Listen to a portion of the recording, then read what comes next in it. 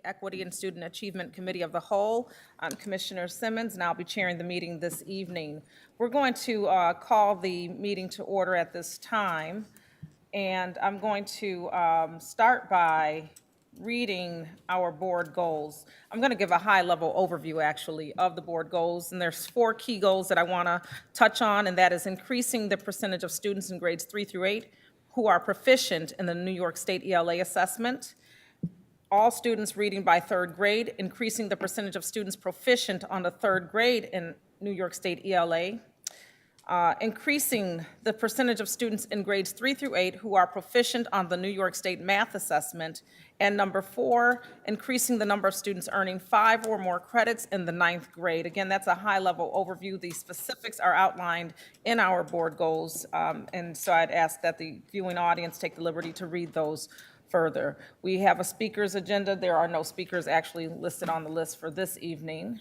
And I'd like to entertain a motion for review and acceptance of the minutes from the September 10th, 2024 meeting. So moved. Second. Moved by Commissioner Malloy, seconded by President Elliott. All those in favor? Aye. The minutes pass. Thank you. So we're actually going to just jump right into our summer school outcomes. And I'm going to ask that our Director of Expanded Learning, Alicia Thomas, join us this evening for her presentation. Thank you.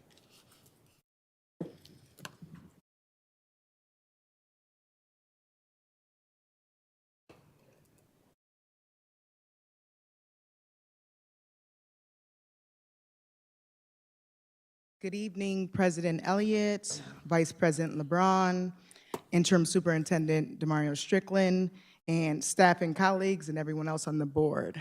I am excited to be here today to speak about Summer Learning Recap for 2024. As you see here, our wonderful mission and vision for the RCSD and summer learning opportunities definitely lends itself perfectly with the district's mission and vision. As you see here, these are the summer learning mission and vision, which really focus on engaging, connecting, and accelerating for our students, which provides culturally relevant opportunities for our scholars with standards-aligned chances for them to be engaged and hands-on and well-prepared for the next grade level. As you'll see here is our summer learning priorities aligned to the district priorities, and they are listed according to the goals, similar to what Commissioner Simmons just spoke to, goals 1 through 4. As we see here, our summer numbers for 2024, and they're broken down by categories. You'll see here in yellow, 2024, with also the data from 2023 and 2022. So one of the things that I would like for us to highlight on this is to look at our numbers of students served. We served 5,210 scholars this summer, right? Including 390 of those students being from our virtual Academy of Rochester. And you'll see here that we had an increase in the amount of credits per student, which went to 1.7, which was a wonderful increase. And for our total expenses, you'll see there with $4,586,371. And you'll see there for the expenses for our extended school year program, that cost there is all inclusive of both in-district and out-of-district programming.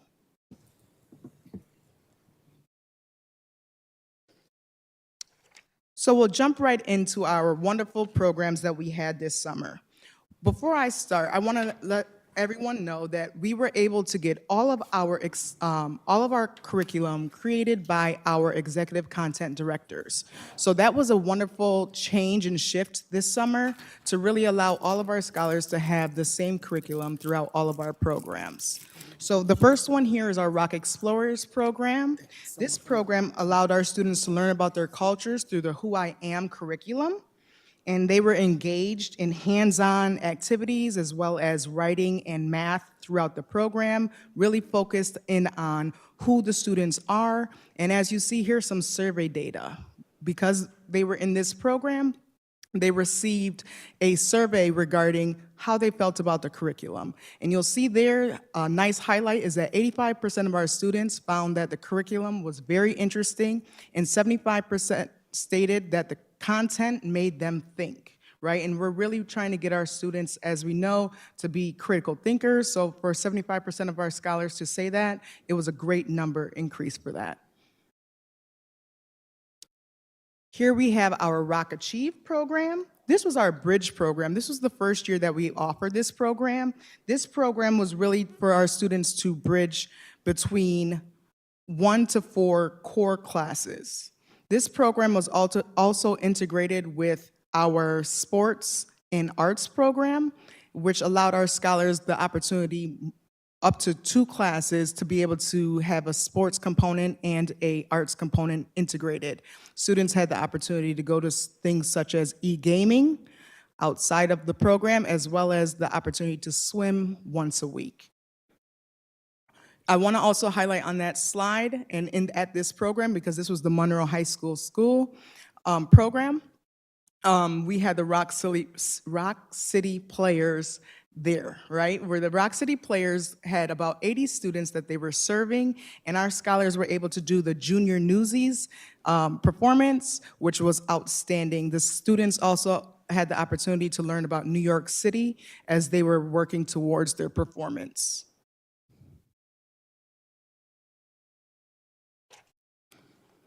Then we come to the wonderful Rock Vocademics. And I do want to take a moment to thank these wonderful people that are behind us right here. If you just take a moment, stand up real quick. This was the Rock Vocademics team. That's so, don't be shy. This was my dream program this summer. I really focused on the middle school students and accelerating our scholars, right? So this was for 6th and 7th graders, and this team right here collaboratively was able to work on career technical education programs integrated with math and ELA. So these students were able to go to these classes, receive math and ELA at an accelerated rate, right? As well as they were able to work on things such as carpentry, drones, video production, and e-gaming, right? With also the opportunity for them to go to places such as WXXI, the State Trooper Drone Training Facility, so they had hands-on experiences. They had hands-on experiences while they were actually learning. So this was the wonderful opportunity for our middle schoolers to truly have the integration between CTE and academics. We then have another acceleration program, which wonderfully named Acceleration University, which was for our incoming 9th graders. This program was at St. John Fisher University. This program here, as you'll see, allowed our students to have creative writing, urban poetry, Latino studies, history of hip hop, as well as the opportunity to earn credits in college strategy courses. If you look here at the data, 80% of our scholars earned 1.5 credits, and 1.5 credits was the maximum amount of credits that the students could earn at Acceleration University. 91% of the students earned at least 1 credit, and 95% of the scholars earned at least a credit, half a credit. We then go to our high school programs, which is Rock Discover East and Rock Discover West. At this site, we also, at the Rock Discover East site, which was located at School of the Arts, we also had our potential August grads. So you'll see here that our scholars were able to earn 159 credits at that Rock Discover East site, 620 credits at our Rock Discover West site, and ultimately the programs were able to increase the amount of credits earned from the previous year by 4%. And one of the things I also want to highlight there with the Rock Discover program is that there was weekly incentive credits that the students were earning. So such things as the opportunity for them to eat with their principal, they were able to get a prize if their attendance was high. As well as there was a wonderful opportunity that I saw at the potential August grad site, which was the Rock Discover East.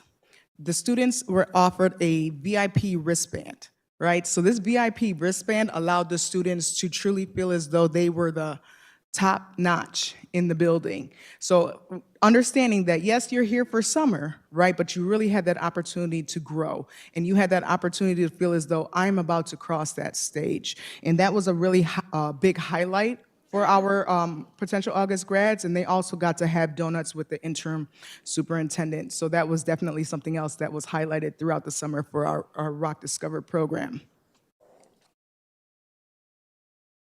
We then go to our other programs. We have Summer Language Academy, which was integrated project-based learning, and it hosted a family cultural night and highlighted all of the students' cultures and allowed parents to come in and speak to their cultures, as well as students were also able to go to the Letchworth State Park, where they had a wonderful day and experience sharing and fellowshipping together. We also have other programs here listed on the slide. We had All City, we had Rochester Early College, and School Without Walls.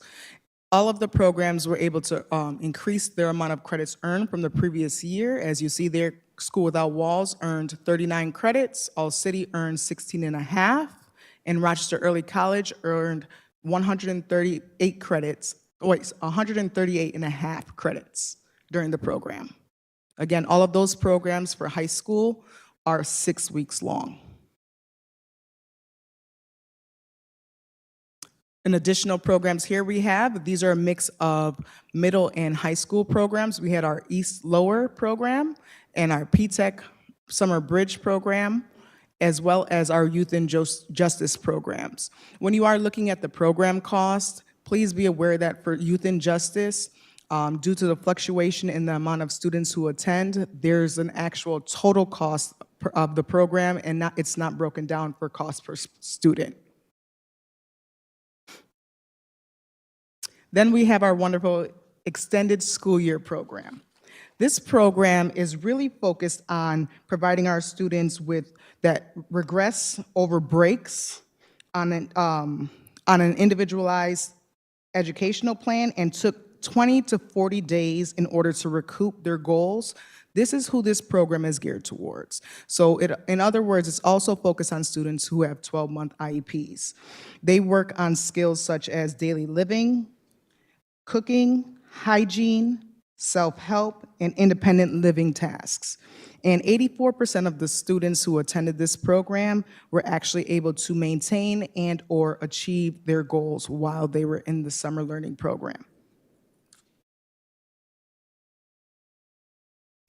We then have our Virtual Academy of Rochester.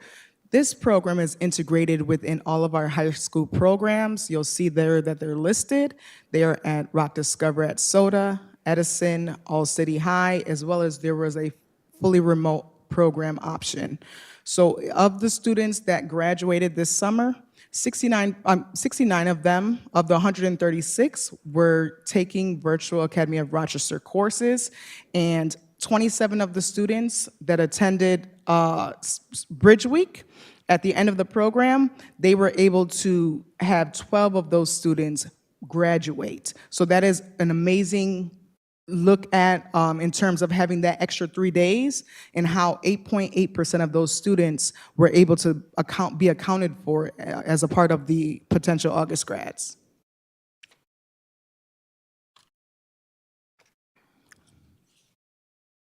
So you'll see here the credit accumulation by site, and the total amount of credits that we had overall was 2,134 and a half credits. With that, there was 1,395 credit-seeking students. And within that number, of the overall students that were credit-seeking, 87% of them were able to receive a credit. And I'll also have on the Regents exam side, you'll see that 30% of our scholars were able to pass their Regents exams that they took in August. Here, I know it's a little bit small, so I can kind of break it down a little bit. These are the credits attained by class type, with our top Succeeding the amount of credits that they were attained were algebra with 57% of the students, global history with 62%, living environment with 67%, and again, the list goes on. So the overall impact for our summer graduates was that 136 of students who attended summer learning this summer were able to graduate. So that was an astonishing number for us to look at and say, you know what? Summer learning truly allows our potential August grads to add to the overall graduation rate for the district. And of those, 72 students graduated with the CDOS pathway, and CDOS stands for the Career Development and Occupational Studies pathway. And you'll see here again, 1,953 students between 9th and 12th grade attempted classes in summer learning 2024 compared to 1,785 in summer learning 2023.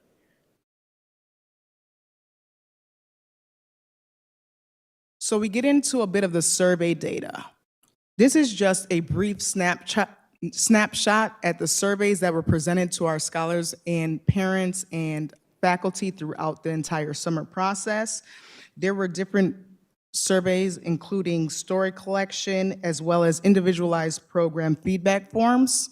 And you'll see here that 235 of our scholars felt that Summer of Discovery really helped them to feel prepared for the 2024-25 school year. And when you do see Summer of Discovery, just understand that is the overarching program for summer learning. We then have our parent survey data here, and as you notice, reasons why our parents wanted to send their students to program is because the number one reason being the transportation, allowing our students to make sure that they can get to and from the program every single day. They also love the fact that there was a lot of communication happening between the district and the families, as well as the school day hours. They really enjoy the fact that program is all day and the location of the sites. And we have tried to be very strategic about where we place our summer programs, so therefore our students have access to get there. And then we have our staff results. They felt that the curriculum, again, the curriculum was designed by our executive content directors. They felt that the curriculum allowed them to provide high quality academic and enriching learning experiences for our students. And again, that was 110 of the 179 response. You'll see here some wonderful celebrations because there is just so much that I would love to share with you in regards to summer learning, but there is not enough time, there's not enough space, and I am working on a culminating newsletter that will go out so that you all have all the links to the various programs, because there are programs such as the Rock Vocademics program that had a newsletter that went out every single week, and it was digital. So if you do not have access to that, I can definitely send that to you because it is a highlight and a joy to see what it is that our scholars were doing every single week.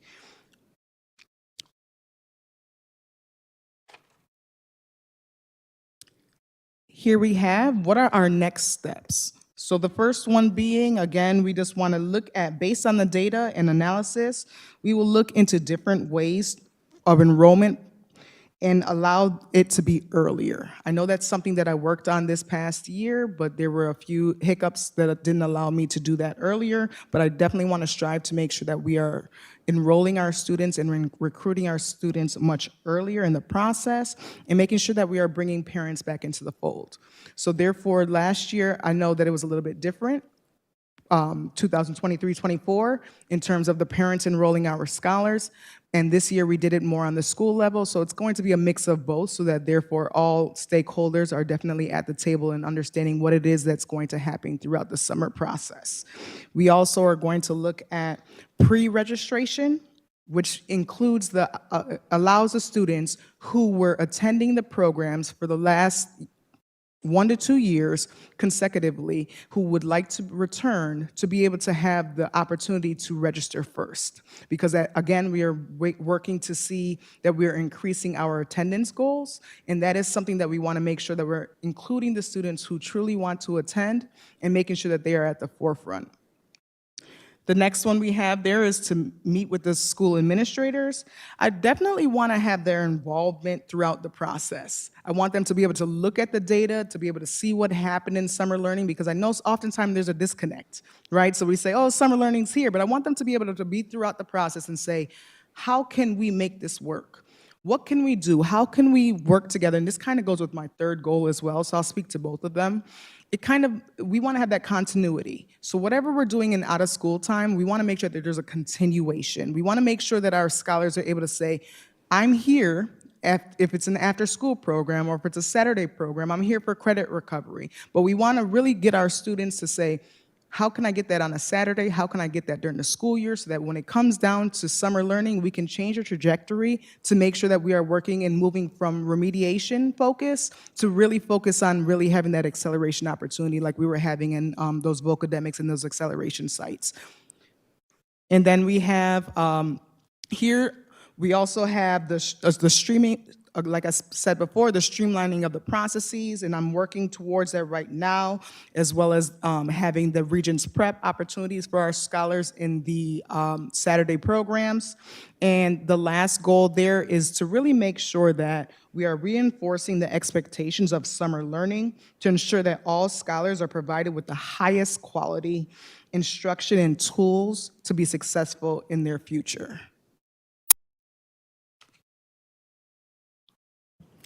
Thank you so much. Thank you. Are there any questions? Thank you. And I want to take another moment to acknowledge the team behind you, because we are no greater than the folks who help us be great. So once again, thank you. Thank you very much for what you have done. Also, I would like to just take a quick moment before we jump into questions, Director Thomas, is acknowledge that Board Docs has been having some intermittent issues. So if you saw us kind of muddling around up here, there's been some technical issues with Board Docs, and Clerk Wynn has sent the communications for us to resolve that for our viewing public. You may have been able to see the slides shared online. If you are trying to access them through Board Docs, that may be what you're experiencing. So you should see them once the technical issues are resolved. I think I've captured that. And another piece I want to take a moment to do is thank all of you who met with me on this past Friday for a very long, very late ESA meeting. We had to change the time due to my schedule, and so I appreciate you all accommodating me. By doing that, though, it puts you in a position where your presentations were downloaded over the weekend after we talked through a few things and tweaks were made. And so I do want to acknowledge that for our commissioners here who may have said, hey, when did the presentations get downloaded? And it is because you all accommodated my schedule, so thank you for doing so. Now I'm off my soapbox, and I want to acknowledge the work that you just presented to us, and I appreciate this presentation. I'm going to open up the dais to any questions or comments, and I do see a hand right here with Commissioner Malloy. We'll start. Good evening.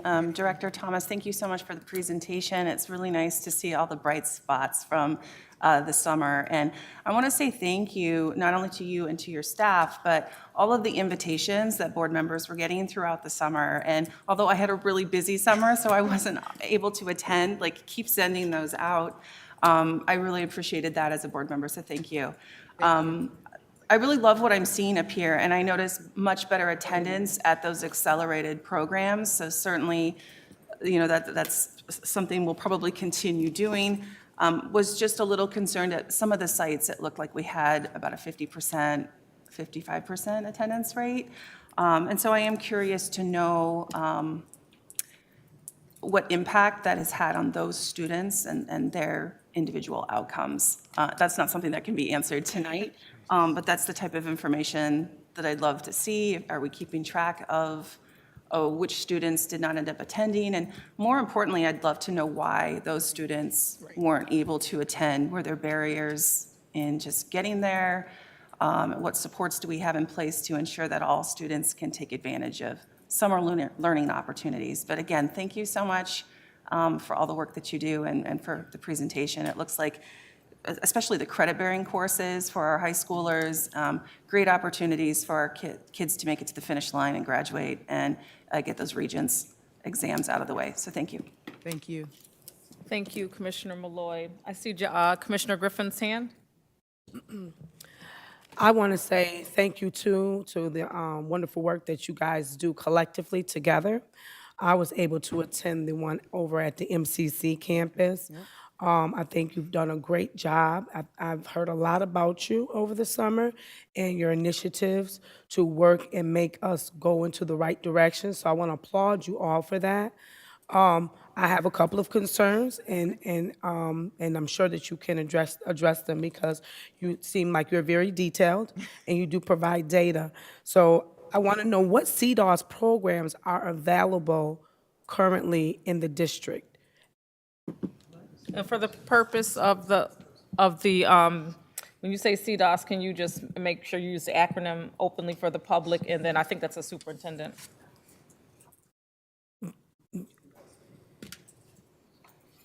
Director Thomas, talk about what site were students able to acquire the CDOS credential, please? Absolutely. So the site that the students were able to acquire those CDOS credits was at the Rock Discover East and the Rock Discover West site, which let me clarify that. Rock Discover East is School of the Arts and Rock Discover West was at Edison. I guess they were saying, can you explain the CDOS, the acronyms for CDOS, and what it stands for the community? Review in public, yeah. Yes, I can. I wrote it down. 1 second. It's the Career Development and Occupational Studies. And what were those particular career paths that were chosen? I mean, that were selected at the event that you had at MCC. What are those CDOS programs that we have? Oh, so sorry. Just to clarify. Okay. The CDOS program was not housed at the MCC downtown Okay. campus. Okay, so which ones do we govern? And when we say 72 students were successfully graduating with the CDOS pathways, what were those CDOS programs, those pathways that were done? That's what I guess what I'm asking for. Was it EMT? Was it, what programs were included in those pathways? I can get back to you with most of that information. Okay. And I can put it in the log, but I just want to put out there that I believe that it is also an online portion of the course where students are taking that from New York State in order for them to have an alternative pathway for them to graduate. Thank you. We're going to keep them at 2 questions. I see Commissioner Santiago, I think I see your hand. I just want to take time to congratulate you on a successful summer. I was able to attend almost all the events, so it was great to be there. It was great to be in person. I mean, you guys have a great team. Let me say that also. I see a lot of our staff at the Loretta Johnson. He said Loretta Johnson like I didn't know. That's my school. That's my school. I know what school that is. I went there for middle school, and now I'm the rep, so I know that school. But we just did a ribbon cutting the other day, and so I know that you have an amazing team with you. And so I just want to say thank you to you guys for the work that you're doing. Also to our CTE director, I was able to attend the program at Monroe County. It was great to see the passion in the students to be able to be part of something that they love, something that they enjoy, and so. Of course, the issue with absenteeism is an issue that we have to face and we have to look at as a district, as a district overall. And I think that's something that should start to have conversation because it does really affect our students' education in the regular school year and, of course, the outcomes in the summer program. But I believe that in order to find the right solution, we have to speak to the students. Correct. We have to listen to what the students are saying and what they're needing. To attend these programs and to attend during the school year. And many times that may come with resources that they may not have at hand, whether that's transportation or other issues, or it may come with culture and how we fix the school culture and the program cultures. And so I just wanted to say congratulations to you guys. You have an awesome team behind you. I was at all the events during the summer. And so it was great to see our students happy, prideful about the programs that they were in, and to have a conversation with those students and see the pride that they had to be in these summer programs. The pride that they had to be a part of something that they really enjoyed was great. And so I just want to congratulate you guys from the summer program, and also knowing that you have an amazing team behind you at the Loretta Johnson Middle School, because it's a great middle school over there with a great team. Thank you, guys. Thank you, Commissioner Santiago. Listen, you all had a ribbon cutting that I was not able to make, and I called Commissioner Santiago, and I was like, what's happening? He was like, this is my school. I've got it. I'm going to be there. And I'm so happy that you were. But now I better understand that it is your school. I'll go ahead and give you that for now. And I'm going to move along to Commissioner Patterson at this time, sir. Thank you for a nice presentation. That was very good. And again, I applaud your team also. And the second, we did have some major computer problems up here. It took me 15 minutes just to get on. So I missed a lot of the presentation. Okay. I forgot to put my contacts in, so I couldn't even look at the screen over there. So, but having a background, my master's in education and CTE.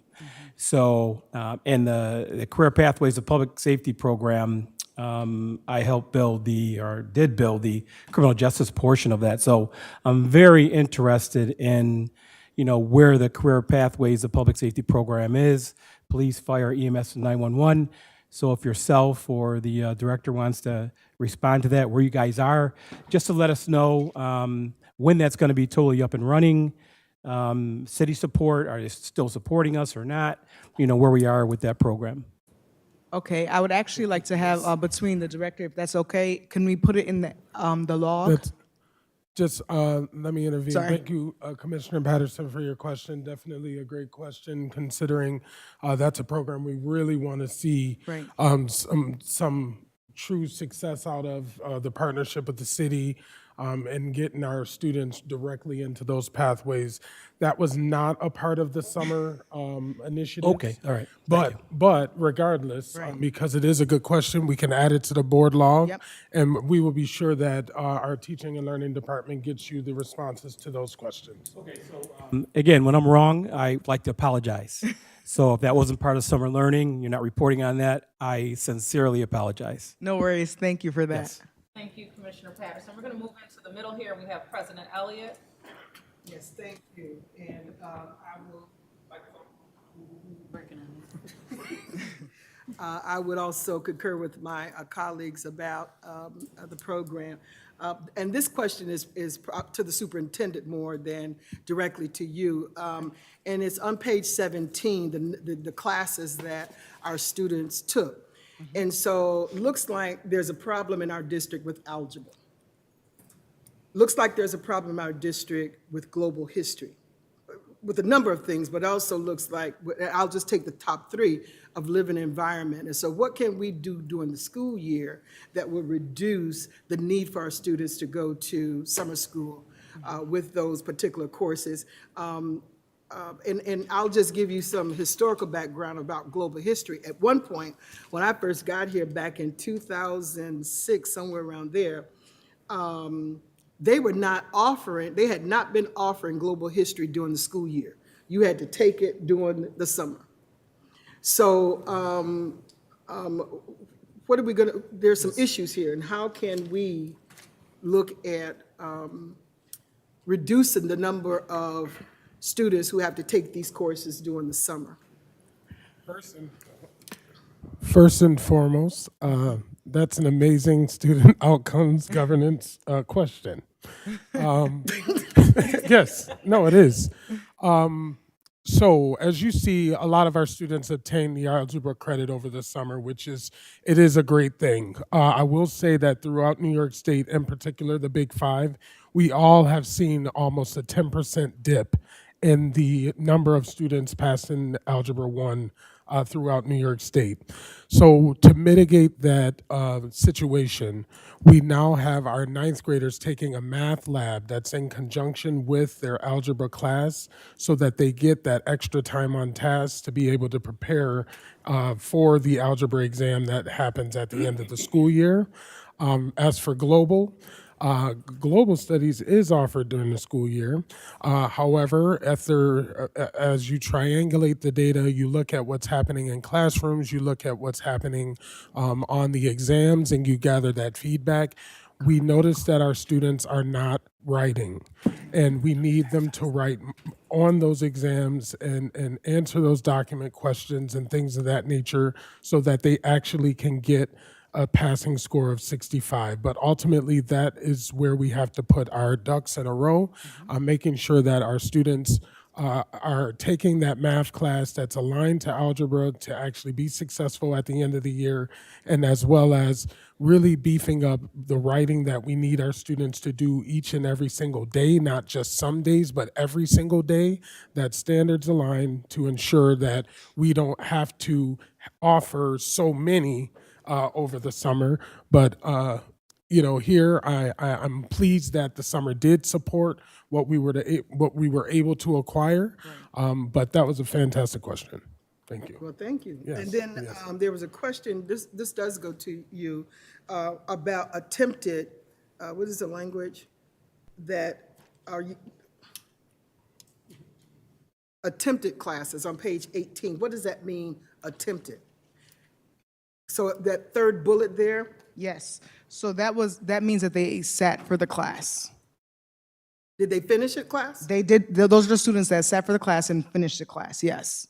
Okay, so why'd you use the term attempted? Because that's a little confusing, because I interpret that as meaning that they started and didn't complete it. Absolutely, great question. So the attempted, was utilized there, and I can change the language. Yeah. But there were some of those scholars that did not receive credit for that course. So they Okay. attempted to get a grade, right. to get a credit, but they were unable to be successful. But not the whole 1953, right? No, Okay, all right. Yeah, that may just be a little clarification. Yeah, thank you. okay. Thank you, Vice President LeBron. Thank you. I feel like I'm super low, y'all, but welcome. Thank you so much, Ms. Thomas, for the presentation. I am gonna limit more to comments because first and foremost, the last 2 summers, I've been blown away at all of the sites, all of the programs that you and your team have been able to build out night and day compared to what summer programming used to look like.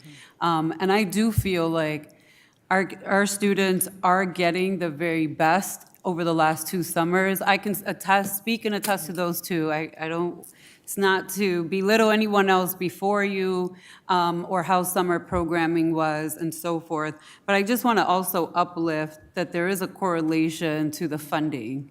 And this is more of a comment, maybe not so much student outcome focused to the super, but something that I want to uplift to my colleagues because it is going to take funding to continue to grow these programs out and ensure that there's longevity for them. I personally would hate to see that we invested 2 summers and then we're just like, oh, we don't have the money for this, let it go. So I would love to ensure that what your needs are for summer programming and funding is done. And then I just want to uplift too that we start the financial end of that a little bit sooner rather than later, so now we're not at the crunch end. Or I'm not getting a phone call from a vendor saying that we, didn't pay and it's just sort of stuck there. And I appreciate the vendors who have allowed us to move forward and the district and us will figure that out. But I do, again, want to uplift the fact that in order for you and your team to do this incredible work, it takes a lot of manpower and a lot of money, including money to cover transportation, because as you saw, that was the #1 thing parents do want to see. They want to ensure that their kids have a way to and from, especially if that parent themselves is not able to be the person to do the to and from, because life is lifing and they have other obligations and priorities. So I just want to uplift that we figure out, and I thank you for putting the numbers on here too for the financial cost so that we have an understanding of what next year is going to look like in terms of what financial resources are needed. And I want to uplift that there was a small percentage increase and that should also be in the budget as well, because year to year there's increases for everything. Thank you, and thank you to your team, too. Thank you so much. Thank you, Vice President LeBron. I'm going to end with Commissioner Malloy. I think she had one last comment. Yeah, thank you so much. This is just in regards to the question or the comments that President Elliott made regarding global history. I am a global history teacher too, and I loved the explanation by Interim Superintendent Strickland. Nowadays, it is now a skills-based exam, or it's a glorified literacy test these days. It's no longer a content-based or rote memorization of historical facts. And so the challenge that presents to, I think, a lot of students, if they have weaker ELA skills, is that it makes it more difficult to do the enduring issues essays and the constructive response questions. So it's more of a skills-based exam. So I think a lot of our kids are challenged by this. It's a relatively new test still as well. Commissioner Simmons, if I may, is that something that perhaps we need to be looking to Albany to change? And I'm looking also to Commissioner Santiago. Is that something that we need to put on our legislative agenda for a conversation around if it needs to be changed? I think, is it part of the Blue Ribbon Commission already? To Commissioner Malloy and also to Superintendent Strickland. Is this in regards to the global history exam? Yeah. No, this is just a new test along with the new curriculum that went into place in 2016. No, I understand that, but I'm yeah. asking, is that something that we need to advocate to get changed? I think most tests we're seeing are more skills-based these days, 10 seconds. yeah, 10 seconds. including AP exams. Okay, perfect. She's good. Yes, and so I have Commissioner Griffin, and then I'm going to end with Commissioner Santiago, and then we're going to close out, and we appreciate your time here. No worries. Okay, this is basically directed towards Dr. Strickland. President Elliott mentioned the math curriculum. I've had some feedback about the math curriculum myself in reference to the scores being so high. I mean, the average student not passing the math testing. And when I look at this, it kind of floors me because it really is visual that this is really happening with our students with the math and the reading. So what I'm asking you is, my basic question is, have we looked and revisited the math curriculum to make sure that we are meeting the needs of our students? Because it seems like we are doing, is it a projected math, so to speak? Is that what it's based on? It's not really conducive to the learning patterns that most districts use for the math curriculum. Have we tried to revisit that? Are we looking to revisit that so that we can change these numbers that we're looking on here that are bad as far as the math, the students passing the math courses? So we have to move from thinking about curriculum to going into diving into standards. The math curriculum that we actually have is an inquiry-based curriculum that will provide skills for students to solve problems effectively. What happens is when we've gone to school, we were into the rote memorization, the solving of the problems, things of that nature. Now, it's very skills-based. You have to be critical thinkers and make sure you actually write responses to actually pass the math assessment. And the current curriculum, illustrative math, does get green stars. It was sponsored by the Gates Foundation, and we've had a lot of training around it. And when it's implemented well with fidelity, it actually works. I've actually seen it in action myself as a former math teacher, and I am very pleased at what we are doing in that regard. But what happens is this year was a new assessment. This was a new assessment, and I said it wasn't just Rochester, it was across the board. New York City couldn't believe that they went down 10%. We went down 11%. Buffalo, 10%. Syracuse, 10%. Every single area saw decreases, and that means we have to shift our instruction, not necessarily think about what curriculum is. We have to teach the curriculum. You know what I mean? We have to teach the curriculum that aligns to the standards, but the biggest thing is there was a huge shift, and what teachers do great is that they start adapting to how the assessment looks and the types of questions that are asked, and you will see unprecedented growth next year. And lastly, are we meeting them where they're at though? And some kids are learning at a different level. So if we have to Amy's defense, if we have a problem with ELA, we're going to Yes. have a problem with math. We're going to have a problem with other subjects. So I think the bottom line is if we don't get them up to par within literacy themselves, there's going to be a breakdown Yes. all the way across the board. So that's where we need to go back to, I think. But thank you. Real quick, just to follow up with that great conversation around this.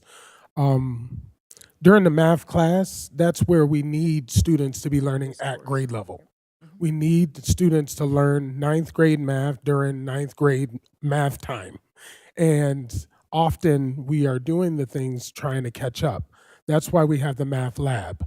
We have the math lab to meet them where they are, to reinforce skills in the math class in order to get to a new space where students are passing the assessment. But reality is we do need to bump up the writing.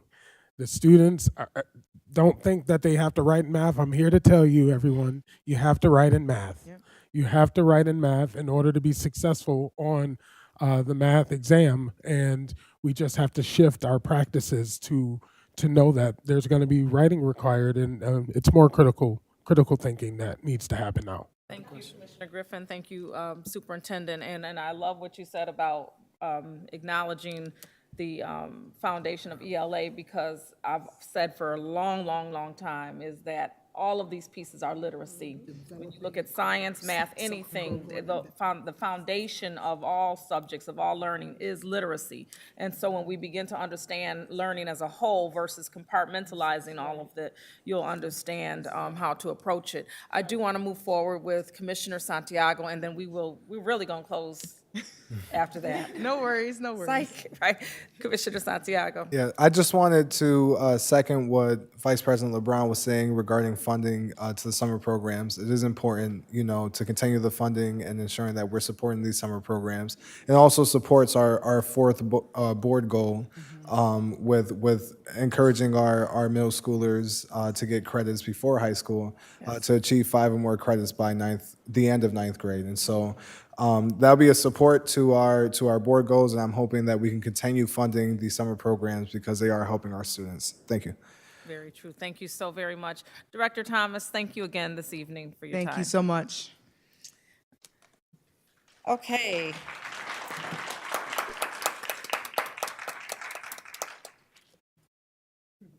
Yeah. Okay, we're going to move forward now with our teaching and learning updates. Our interim superintendent, Demario Strickland, will be bringing forth some information regarding the New York State assessment data at this time.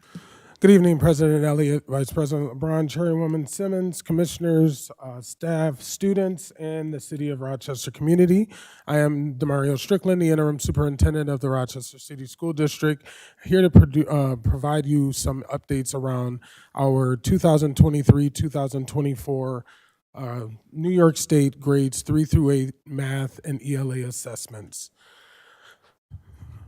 So just love to level set. I wanted to explain what is going to be happening in this presentation. First, going to level set around the board goals, vision for excellent instruction, and common data understandings, as well as now then present data on 3 through 8 proficiency in math and ELA. We're going to do that by grade levels, accountability subgroups, and the Regents adjustments that are now occurring because we have students as low as 6th grade now taking and being successful on the assessments for algebra. For the board goals, this hits board goal number 1, 2, and 3 around being proficient on New York State assessments in grades 3 through 8, and the one additional board goal around number 2, which is increasing proficiency for our students in grade 3 in general. Here we have our vision of excellence for excellence and excellent instruction, in which we feel this is sort of the blueprint to ensure that our students are going to have positive outcomes in our classrooms. For some data understandings for the general public, want to start off performance. When I say performance in this presentation, that means how students scored on the state assessment. Did they receive a level 4, which excels in standards, a level 3, which is proficient, a level 2, which is partially proficient, or a level 1, which is below standard? Proficiency are students that have scored a level 3 or 4 on the state assessment. And you might see level 5 on any Regents data that is proficient for high school students. SWD is the acronym for Students with Disabilities. ELL is our acronym for English Language Learners. And ECON-DIS is Economically Disadvantaged, which are subgroup categories in our accountability status. So this first slide is the 2023-2024 ELA performance levels. Just shows the high-level overview of how students did percentage-wise at each grade in 3 through 8, and each band. You see levels 3 and 4, which is commonly grouped together as that is a proficient in that grade level, level 2s, and then our level 1s.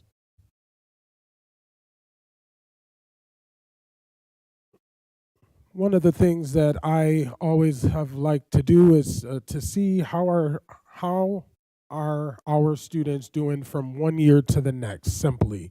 As you can see in English Language Arts, we had some slight decreases from 2022 through 2020 to 2023-24, in that we were at 15.8% in 22-23, and we dropped slightly to 15.2% in 23-24, to have a difference of 0.6%. We did have an increase of 0.2 in both grade 5 and in grade 8, and you could see those data as it stands. And it's highlighted red just for to help with viewing the data easier, to show where there were decreases.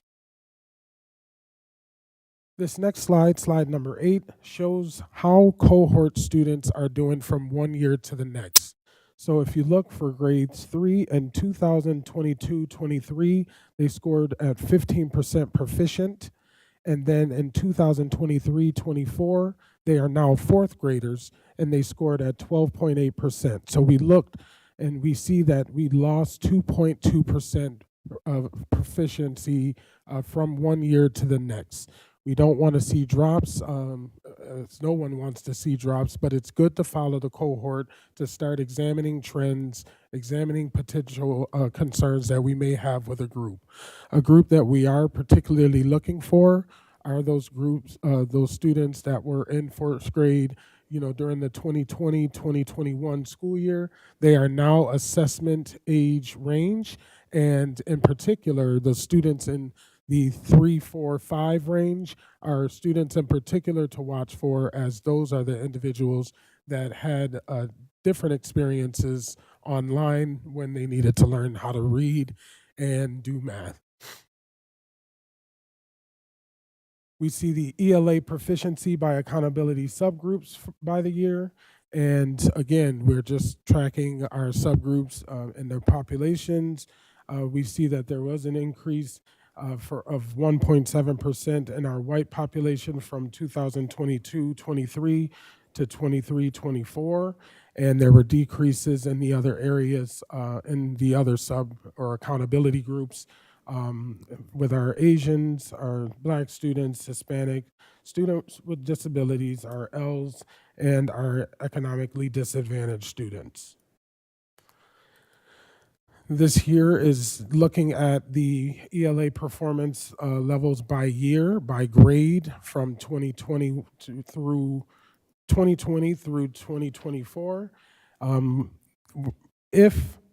So I'll have to explain this.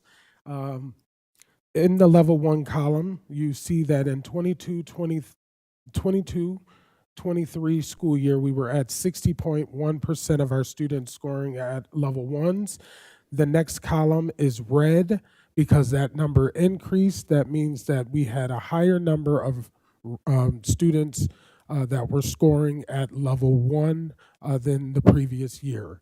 However, if you look at grade 3, we see that in 22-23, students scored at 66.6% of our students scored at a level 1, whereas in 23-24, this cohort of students scored at 64.2. That's why the box is coded green, because we want to see that number is decreasing. We want to decrease our level of our number of level 1s and hopefully get those students into level 2s and level 3s and 4s.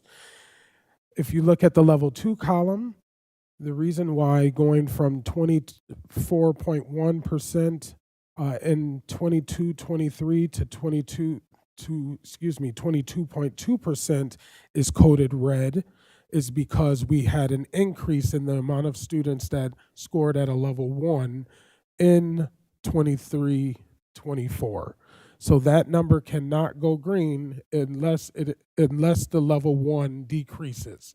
And that shows the movement or the progression of getting those students to move from level 1s to level 2s, or level 3s and 4s. And then level 3 and 4 is that's the easier column. You want to see that level go up to be green. And the same system was completed for ELA performance levels by cohort. So again, following students from particular years, we have to have our eyes on those grade 3, 4, and 5th graders. Those are, again, the students that may have done pre-K 3, 4, K1 during COVID. And, we're really gonna have to wrap around our arms around those students because they may potentially be missing some of the skills, some of the very important skills that they would have learned during primary school. As you could see, our 5th graders in 22-23 scored at 65.6%. That number in 23-24, which are now our 6th graders, actually it's not now our 6th graders because now they're in 7th grade. This is lag data, by the way. They decreased the amount of level 1s. That is something you want to see. So that's why it's coded green, and the same procedure was followed for level 2 and the level 3s and 4s. The level 3s and 4s is easy because, again, if that number increases, it automatically turns green. It's green in level 2 only if level 1 is green. Okay. And slide number 12, you see a high-level overview of the 23-24 mathematic performance levels.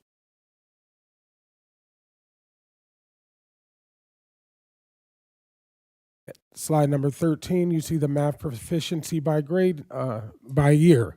So as you see, there have been a number of increases. First, district-wide, 2.7%. We want to see substantial growth, 3 to 5% by year. That means that practices are changing and you're moving in the right direction. And we were able to see great increases all through grade 7.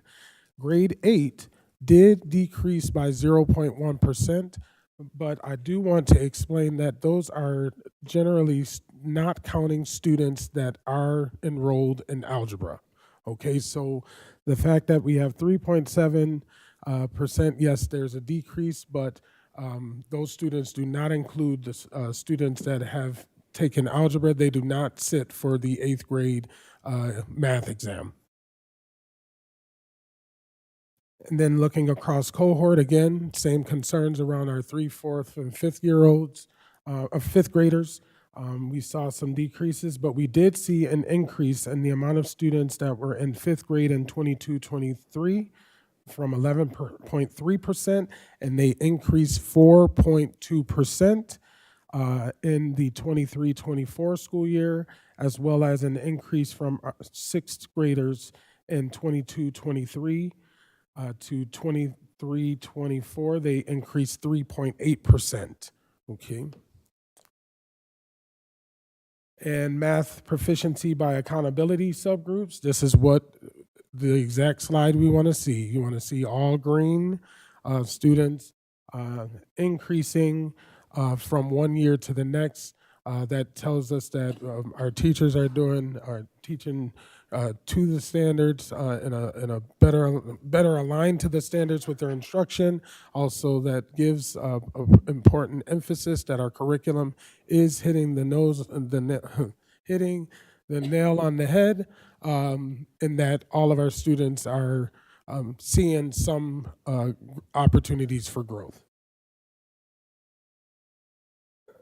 Math performance by grade levels, again, green in both level ones because we are decreasing the amount of level ones and we are increasing the amount of level twos. That's why those are all green, and our only decrease are the number of 3s and 4s at grade 8, which is why that is coded red.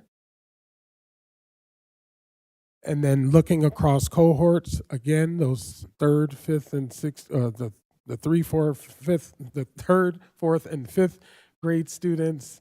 Again, the COVID era folks are still having some declines. So again, we need to figure out what are we going to do to really support those students at those grade levels so that they don't continue to have decreases. But we did have successes with our grade 5 students scoring level 1s in 22-23, 72.5% of them were at level 1, level 1, and then in 23-24, that number decreased significantly to 58.5%. And now we have the now what? So there needs to be a continued focus on the vision for excellent instruction. That means our students feel seen, affirmed, and valued in our classrooms. We're engaging in grade level, or as number 9 Principal Jackson loves to say, genius level content, meaning they're aspiring for all the highest level of greatness. We need to see that our students are owning their own thinking, more student-to-student discourse, not teacher discourse or teacher talk. And then we need to see that our students are demonstrating the learning, and that demonstration of the learning should be or must be with grade level content. There is a district-wide focus on teacher clarity and looking at John Hattie's work and effect sizes around what are the high leverage strategies that we can employ in classrooms that are going to ensure that our students are successful. And I will go out here and say the number one of the highest effect sizes is teacher efficacy, just telling students that they are great and that they are capable of achieving can go a very, very long way. But teacher clarity is focusing on what am I learning today, why am I learning it, and how will I know if I've learned it. We need to further target priority standards within each grade levels. We need to increase the amount of writing happening across content areas. And then finally, we now have, this board with the focus on student outcomes governance, interim goals that are going to really lay the groundwork for me to work with my school chiefs, to work with the principals, and make sure that the information that happens up here on this dais infiltrates into the classroom. And with that being said, if this all happens, we will continue to realize my push for the entire district that this will be the year of unprecedented growth. Awesome. Well, you better claim it, Superintendent. Yeah. So again, when I'm looking at the slides, the levels 1 and 2, we want to see those decrease. That is showing that the lower outcomes are going in the right direction because less students are getting them, are Yes. hitting that. Yes. And that increase happens at the 3 and 4. And that's why, okay, and so. 2, 3, and 4. You want us? 3 and 4, yes. right. So they're moving on over to, Yes. towards the 4s, towards the 3 and 4. Yes. They're moving in the right The direction. largest thing is making sure we don't, it's not just about proficiency. Of course. It's about growth. It's making sure that students from one year to the next, God bless you, from one year to the next are continuously growing. If they are a high level one, we encourage our principals to encourage our teachers to focus on making those high level ones low level twos, low level twos to mid level twos, so on and so forth. That is how you move the system substantially. Absolutely. The incremental growth is encouraging to see. I'm going to open up the dais to questions at this time. I'm going to start at the other end, and I'll start with you, Commissioner Patterson. Thank you.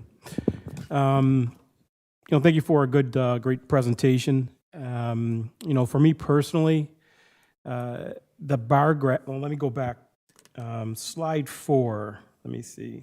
If you could in the future separate the 3s and 4s, the reason being, I think the individuals that, let me go up to that screen.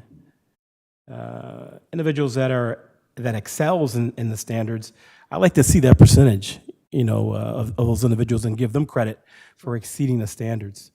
And number 2, the bar graphs. This is totally different, and it could be a different report, but the bar graphs were much easier for me to read, and I'm sure these percentages are going to be difficult for the public also, unless you have a background in math. But to go away from something that was easily readable and discernible, to all these percentages, it's just very difficult for me to comprehend, to be honest with you, for myself. Thank you. I understand. Thank you, Commissioner Patterson. Commissioner Santiago? Yeah, I just wanted to say thank you for the presentation. Of course, it's raw data, that needs to be heard, and so I also appreciate you for not being afraid to share that. A lot of people try to hold this back, but it's good to see it. And so I'm just having confidence in you regarding the pivot on the areas where we can focus more attention on and give more services to our students. I also do wonder, and I think that this is a bigger conversation, and it can also go to the board docs. But I also do wonder how closely does this correlate to absenteeism? When it comes to the percentages of literacy, and if it takes too long, don't worry about it. If that's something that takes a long time to really get together, don't worry about it. But I just wonder the correlation between these two areas and how we can do better in our in the district when it comes to fixing that. As we're looking at the issues, right? Because it's easy to see these percentages and say there's an issue, but what specifically in those areas are causing these outcomes? And so overall, I just support you in the pivots that you may take to change some of these scores and some of these outcomes. And what I did notice is that in certain grades, you'll see more of a decrease, than others. And so I also do wonder, I know that you've kind of shared briefly, and if you don't mind repeating it if you have, but what your plans are on those grades where we definitely seen a decrease, which was usually around, 4th, 5th, and 6th grade, sometimes including 3rd grade. So the very great questions. Our students, we obviously know our students. I don't like to say they don't learn if they're not in school. I think that's not true.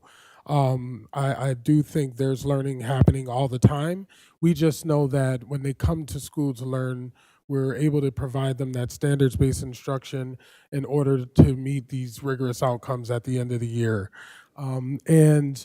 There definitely is a correlation between chronic absenteeism and how students perform on state assessments. So if you look last year, I want to say it was like 59.2% or so of our elementary babies were chronically absent. And then you look at these data in ELA, all of the level 1s hover around 50%. So there's a possibility that there is a large correlation with students not in school each and every single day, and we will be sending out some notices to families on what chronic absenteeism is, which is 10% of the school year, so that they are aware of what chronically absent is. But there definitely is a correlation, and some of the things that we have to do is we have to utilize the individuals within our school buildings to actually find out what's impacting or what are the barriers impacting our families from getting their kids to school and trying to mitigate those things. We do know that last year, something that is experienced all over New York State, all over the United States, our transportation shortage. It definitely has an impact. If a kid is getting to school an hour later, that's missed instruction.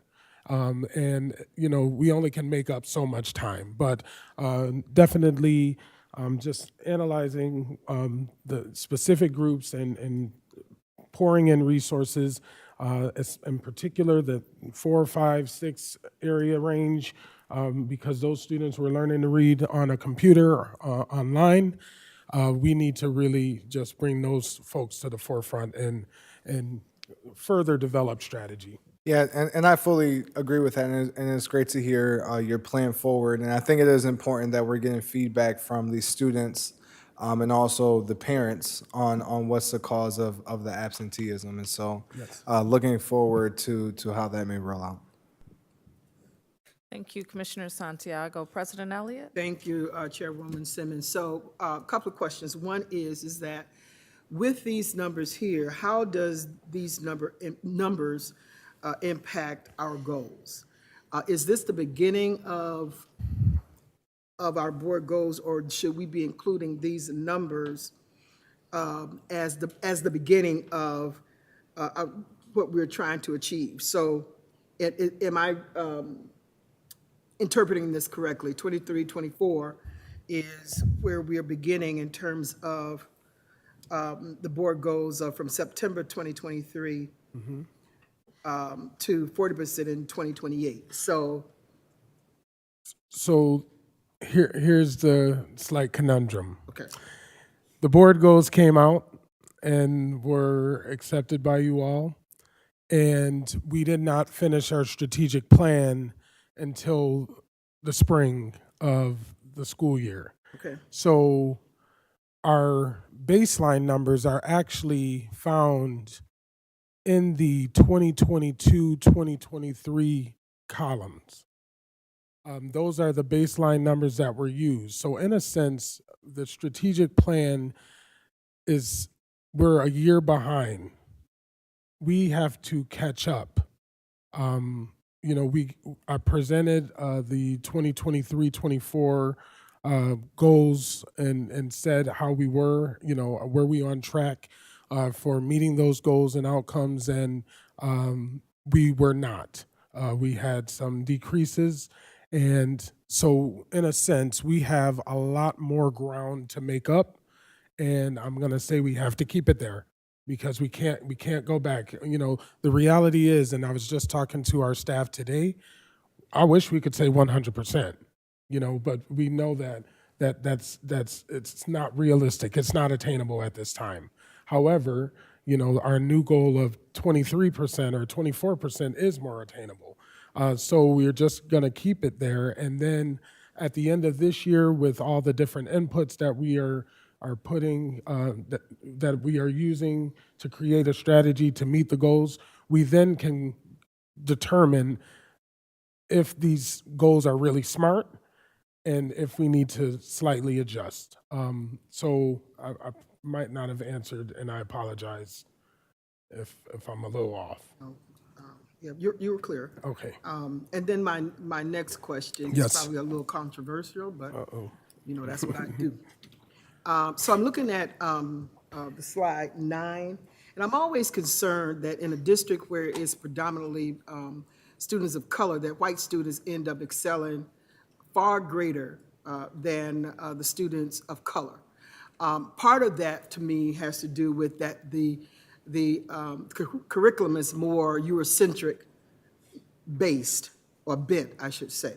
So it's easier for them because they're in this environment where the culture is primarily Eurocentric, and they are part of that culture. And so it's a concern to me when I see that 37.9% of students, white students, are excelling, and when we're looking at Black students and Hispanic students who are only excelling at 12% in a predominantly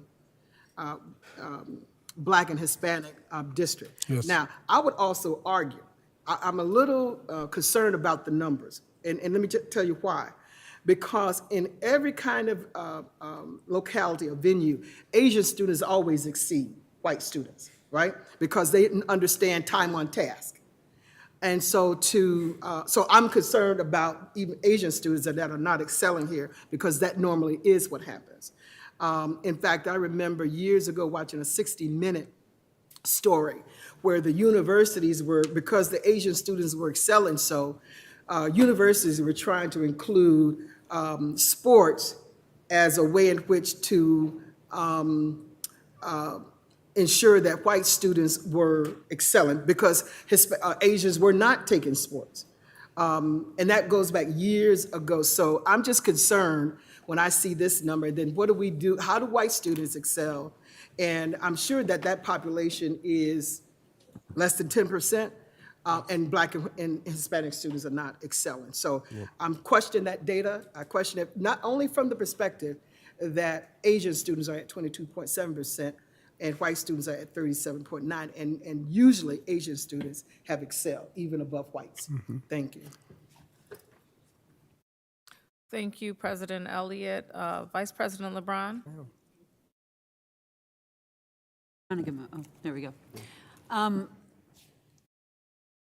I just have to say, I think this is my 7th year now on the board, and I've gone through lots and lots of presentations on these data points, but I am personally in a point in time where I have to interface all of the systems that our students are interfacing on a daily basis, and I just don't even think it's actually logically, factually even doable for some of our kids to this be a priority for them when they have so many challenges that they're managing or their family's managing.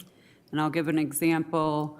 I had one student, I won't mention the high school, but one of our students who was secretly sleeping in a car with his dad and nobody knew, right? But he's expected to come to school every day, be on task, be ready to learn, yet nobody in the school knew the circumstances. And in part, that was because his mother died suddenly, and it put the family in a position that they didn't know what to do. But this is one student, and I see at least 30 kids a week. And I know that this is the experience of many Rochesterians. Homelessness numbers are up, including homeless families in this community.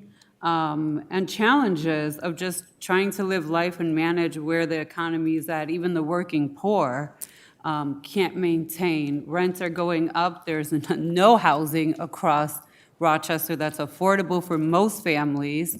And I'm just personally frustrated, and I just have to put this on the record, that I just do not believe that until the state of New York, Monroe County, the city of Rochester, and RCSD figure out how to align their systems to better provide wraparound supports for our families, we're going to continue to see these outcomes in academics. We're going to continue to see the outcomes that exist right now in the community with the amount of people who are homeless and facing adversities.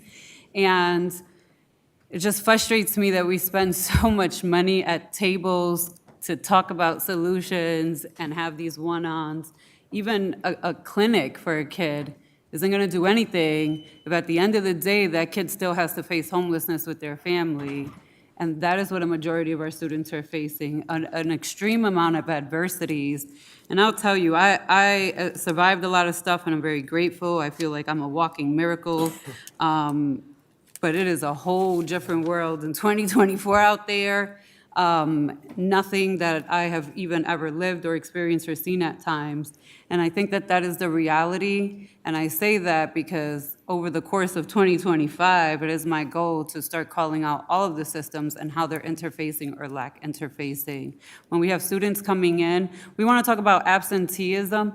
it's not even a priority. I may not know where I'm going to live tomorrow. The county might be kicking me out of my place for tonight.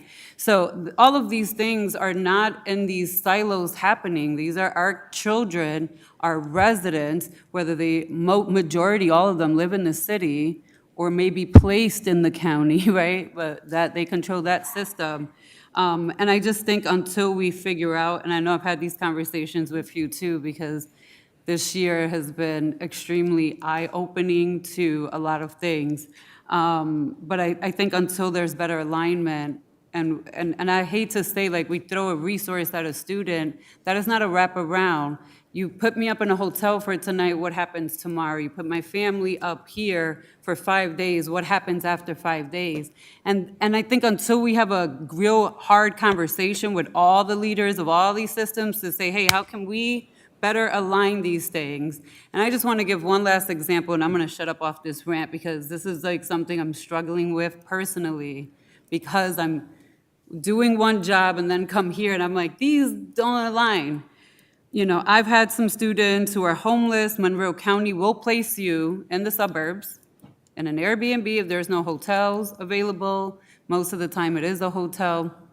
And then I've had students come in here to register and then be told that they are, because they were placed in Henrietta, they have to go register to the Henrietta School District because they're going to be there for a month, and then they can come and register here. And let me just say, I have at least 5 families that this has happened to in the last 2 weeks where I've had to call the superintendent and say, absolutely not, because 9 out of 10 times they're going to end up living back in the city, especially if their income is social services or is limited, because of the discrimination and redlining of Monroe County that exists. And we know these things exist, right? So it's like, why are we not figuring out how we come back to the table and say, how can we all support one another as we're supporting all of our families going through this system and what that looks like?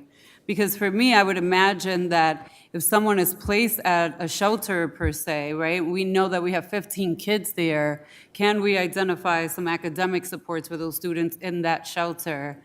Or if they are going to be placed in the suburbs, that they are allowed to register here and have at least one area of their life where there is some stability for a short time. And that is school. That is the RCSD. That is what we also bring to the system, is stability for students at least, and to give parents that sense, while we're also trying to educate them through trauma. So with that, I'm going to wrap up, but I just have to say, I just don't personally see that anything that this district does by itself, no amount of educators, money thrown at this issue or anything, is going to correct the outcomes of these ELA and math scores without the full wraparound of all of the systems and all of the families that are in our systems. Thank you.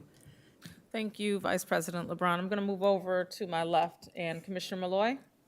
Thank you. Thank you so much for your presentation, Interim Superintendent. Just looking at the last slides, the now what, I really like that you highlighted increasing the amount of writing across content areas, but then also with goal setting, with the interim monitoring. And I know with our Council for Great City Schools, board governance coaching that we're receiving, we're going to be implementing a progress monitoring calendar that will help us reach or monitor reaching those goals. I know a lot of the numbers up here are pretty sobering. When we first set those board goals, I felt like they were way too low, right? Like to just get to 40%. And I'm now realizing that those are actually very aspirational goals. Not that I limit our students in any way, but if you look at the state average, it's just a little above 40% for like third grade ELA, right? And I think that is our goal, is to get to 40%. And of course, we want to reach for the stars. But I do respect the fact that the SMART goals that we set are aspirational. And I'm realizing now the challenges faced by not only administration, but our classroom teachers in meeting those goals. So I look forward to reasonable, measurable progress over the years. And I know that the interim goals will help get us there. So thank you for your presentation tonight. Sure, thank you. Sounds like a level set's on the table. Is that what I heard? Okay. Commissioner Griffin? I really don't have much to say, outside of the fact that there's just a lot of work to do. I'm not gonna get on a soapbox. I'm not gonna say much of anything. We already know what needs to be done, collectively. So the numbers tell the truth. So we just have to figure out what is needed to be done to increase the numbers and get our kids on the right track. I guess the only thing, let me just say this one thing because it is kind of bothering me a little bit. I just have to reflect on, and this is just for me personally, when I was in school, how I started off at 3 or 4 years old, preschool, nursery, in a daycare. And and a lot of our kids, well, for me, when I was growing up, it was a lot of parents that came to the daycares. They were always engaged with the teachers. The teachers always were engaged with the kids. It was a smaller setting.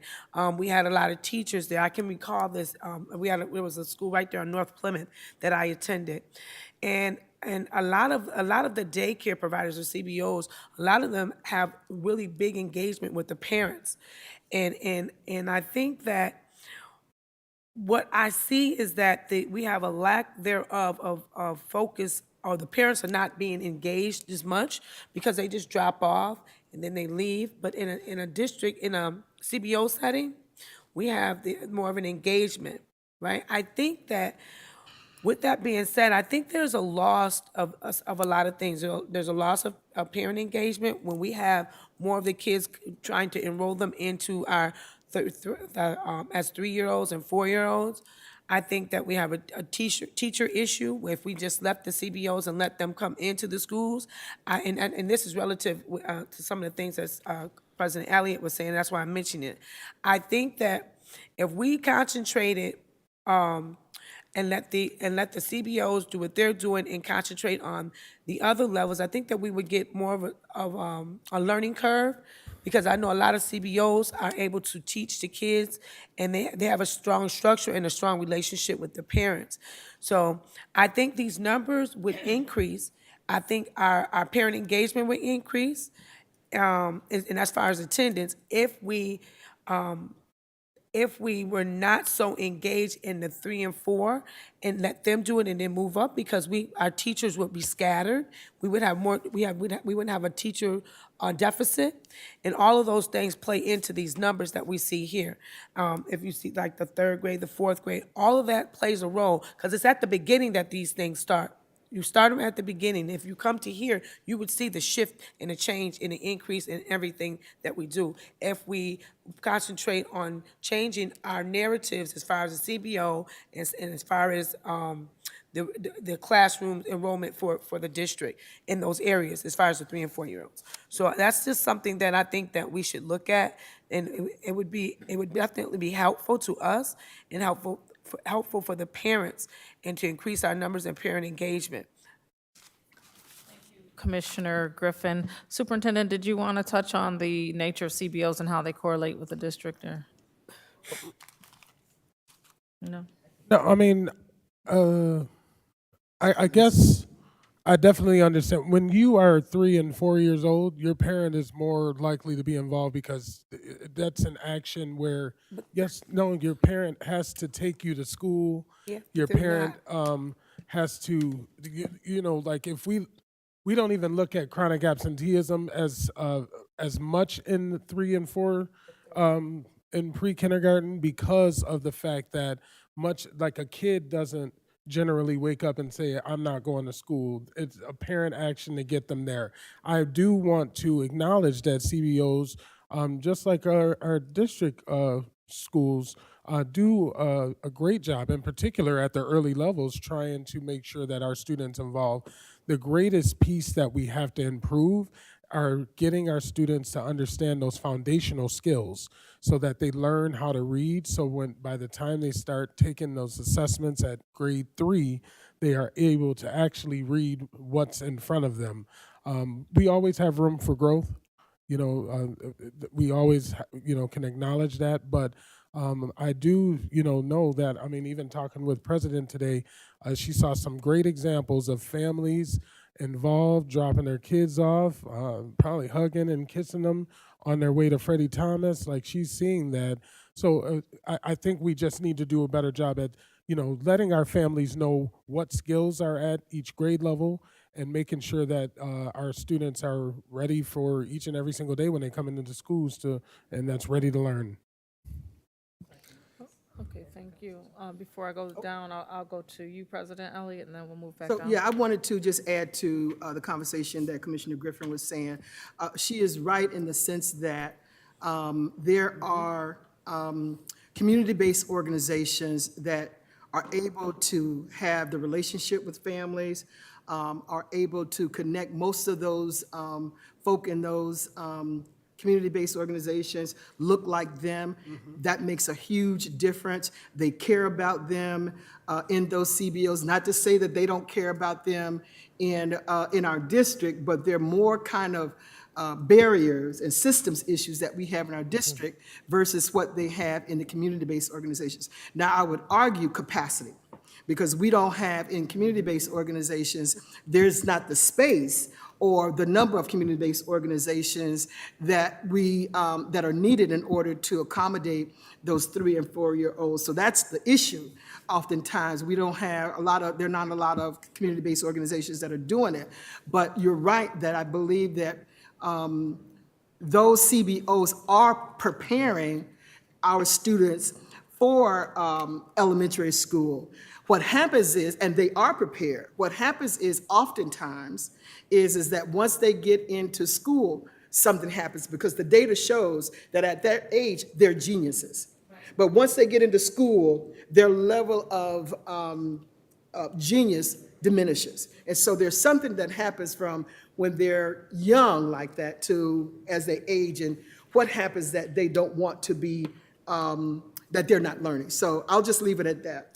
Thank you. That would be correct as far as children being sponges. And if you want your child to be bilingual, putting them in a space where they have both languages spoken to them at an earlier age Right. will increase that capacity. So I do hear that.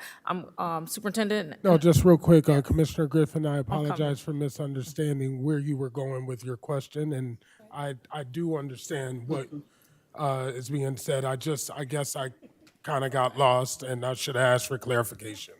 Thank you. And then we have Commissioner Santiago. Yeah, I just want to say and piggyback to what Vice President LeBron was saying. Housing isn't an extreme issue here in Rochester, and I would love to see what this board can do regarding advocacy on an intergovernmental level to advocate, against this issue of housing. We can't stay silent on this issue because it's affecting our students on a day-to-day basis, and it's affecting their education outcomes. And so I'd love to see, and Clerk Wynn, if we can add this as possibly a discussion topic for the next committee meeting for intergovernmental and community relations, to have a conversation on what the board can do on an intergovernmental level to advocate for housing when it regards to our students. And I guess I will also ask from the superintendent, possibly on the board log, and this is if we do have this information, but the percentage of our students who are dealing with housing instability, to add to our argument when it comes to housing, because it is a conversation that we have to have regarding this. And other elected officials in other areas or other capacities, whether that's city council, whether that's the county ledge, whether that's the state representatives, they can speak about the fact of our literacy rates, but the truth is they have parts to do with that when we're seeing where we are in housing. And so I'd love to see how we can advocate as a board in whatever capacity when it regards to housing, and we'll have that at the next committee meeting to have discussion. Thank you, Commissioner Santiago. Commissioner Patterson, did you have anything?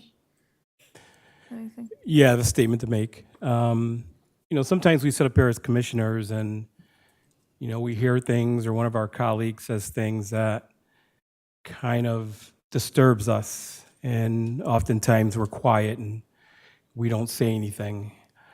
But sometimes as a commissioner, you have to, as a person, as a human being, you have to call out the elephant in the room, or what rubs you the wrong way, respectfully, always. I myself personally, I've been subjected to racism, discrimination, unfair and unequitable treatment in my past. So I know what it looks like, I know what it smells like, I know what it feels like. But when it comes to the education of our kids, yes, we know, as in all walks of life, that there is good and bad people, that there are good and bad teachers. A small percent, I'd say, are bad. But the majority of teachers are good. And I myself, being a teacher, being certified, in all the areas that I've taught, even at BOCES, sure, there's a small percentage, a minor percentage of teachers that aren't good. But the bulk of teachers are good. And when it comes to math, science, and ELA, I, speaking for myself, and hopefully for some of you out there, that we teach all kids, whether you're white, whether you're black, whether you're brown, whether you're female, whether you're male, whether you're straight, whether you're gay. We treat and teach all kids the same. The bulk, the majority of teachers. Yes, there are a few, as in any occupation. But I cannot sit here and listen to that and not be able to respond to that to the public, because I've been approached twice, or I should say there's 2 incidents that have occurred, statements that have been made from board members that have gotten back to me, and numbers, phone calls, involving race. So I feel this evening that I had to speak up and just give you how I felt, not to make any colleague look bad. I won't name anyone. It's not meant to do that. But it's meant to speak for a majority in those phone calls that I received and conversations that I had relative to some statements that when one board member makes, unless they say it's coming directly from them, which I'm doing tonight, it's a reflection on the entire board.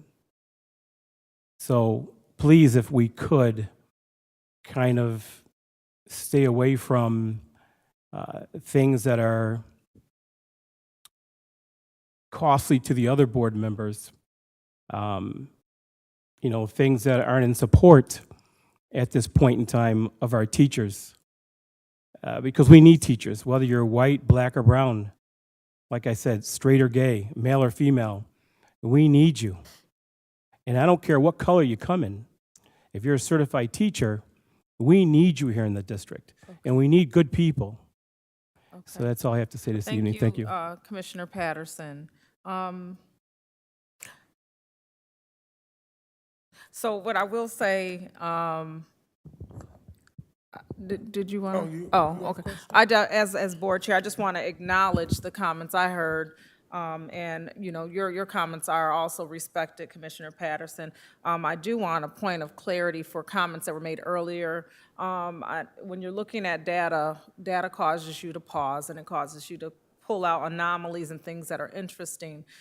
So if there is no response to the statement made, I don't believe that there was any statements to say that people are not educating students, or that they shouldn't be educated. I think it was in response to the data. So I do want to open for a point of clarity, and I appreciate this respectful discourse here.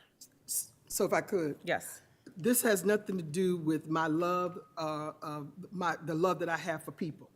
But to Commissioner Simmons' point, it is an issue of race.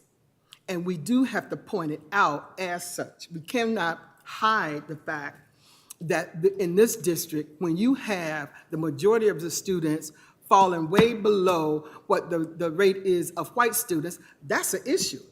Now, is it an issue in terms of hating? No. We've got the data here. How do we address it? Because black and brown students are not performing, but white students are. And we have to call it out. And that's what I'm calling out. And I will stand on that, regardless of what anybody said. This is not about a kumbaya moment, so to speak. We can do that, but we're looking at, and everybody up here always talks about data. That's what I've heard, the data this and the data this. Now that we got the data, we're not supposed to address it? No. We've got to address it, because we have to ensure that as well as white students are performing, that black and brown students are performing as well. That's why you have to also address it. Now, if there are people out there who've taken offense because I've delineated based on race, well, then that's on them, because we live in a country that is more racist now than it's ever been. But that's not what I was talking about. I'm just talking about the data academically, and we've got to address it. Thank you. And I will thank you, President Elliott. I will say that during the ESA committee meeting, when we were evaluating the information, that particular slide did present itself. And I myself paused and said, that is interesting, because we do recognize that a lower percentage of students, of white students who attend the district, are part of the percentages that we're looking at. And so I said, that is interesting. Why is it that so many, the majority of our students are not doing well, but this particular subgroup is excelling or doing well? Not that you don't want them to do well. We certainly want all of our children to excel and exceed in this district. But there is, what is happening here? Why is there a dip here or an acceleration here? So those are questions that did present themselves. I'm going to stop there. I don't think I'm going to Just do wanna this add a one. question I'm to gonna board stop here log. for now. We're gonna go ahead and put it in the board log, and you can give it directly to Clerk Nguyen, because as board chair, I'm feeling like it might be time to pause this conversation, and so we can all get on the same page. And then I also want to recognize that it's about 7:45. We have 2 more presentations left, and so I'm gonna call up, they're already here. Y'all are ready. So we're gonna pause the conversation. Any additional comments or questions can be taken offline or to the board log. And I'm going to ask that our network presentations come forward at this time. We're going to hear from school chiefs Rhonda Morian and Brenda Torres Santana at this time. Thank you. Thank you, Chairwoman Simmons. Good evening, President Elliott, Vice President LeBron, Chairwoman Simmons, esteemed commissioners, Superintendent Strickland, and the remarkable Ms. Nguyen. Is it not on? How about that? All right, good evening, everyone. We're so excited to kind of give you some updates on our receivership schools and the progress our schools are making. We had some sobering data, and we want to bring some news about some growth that's happening. We're excited to share the status of our receivership schools. Chief Torres Santana will talk a little bit about how it's connected to our academic plan and our priorities, and talk about the high schools, and I'll talk a little bit about the elementary schools.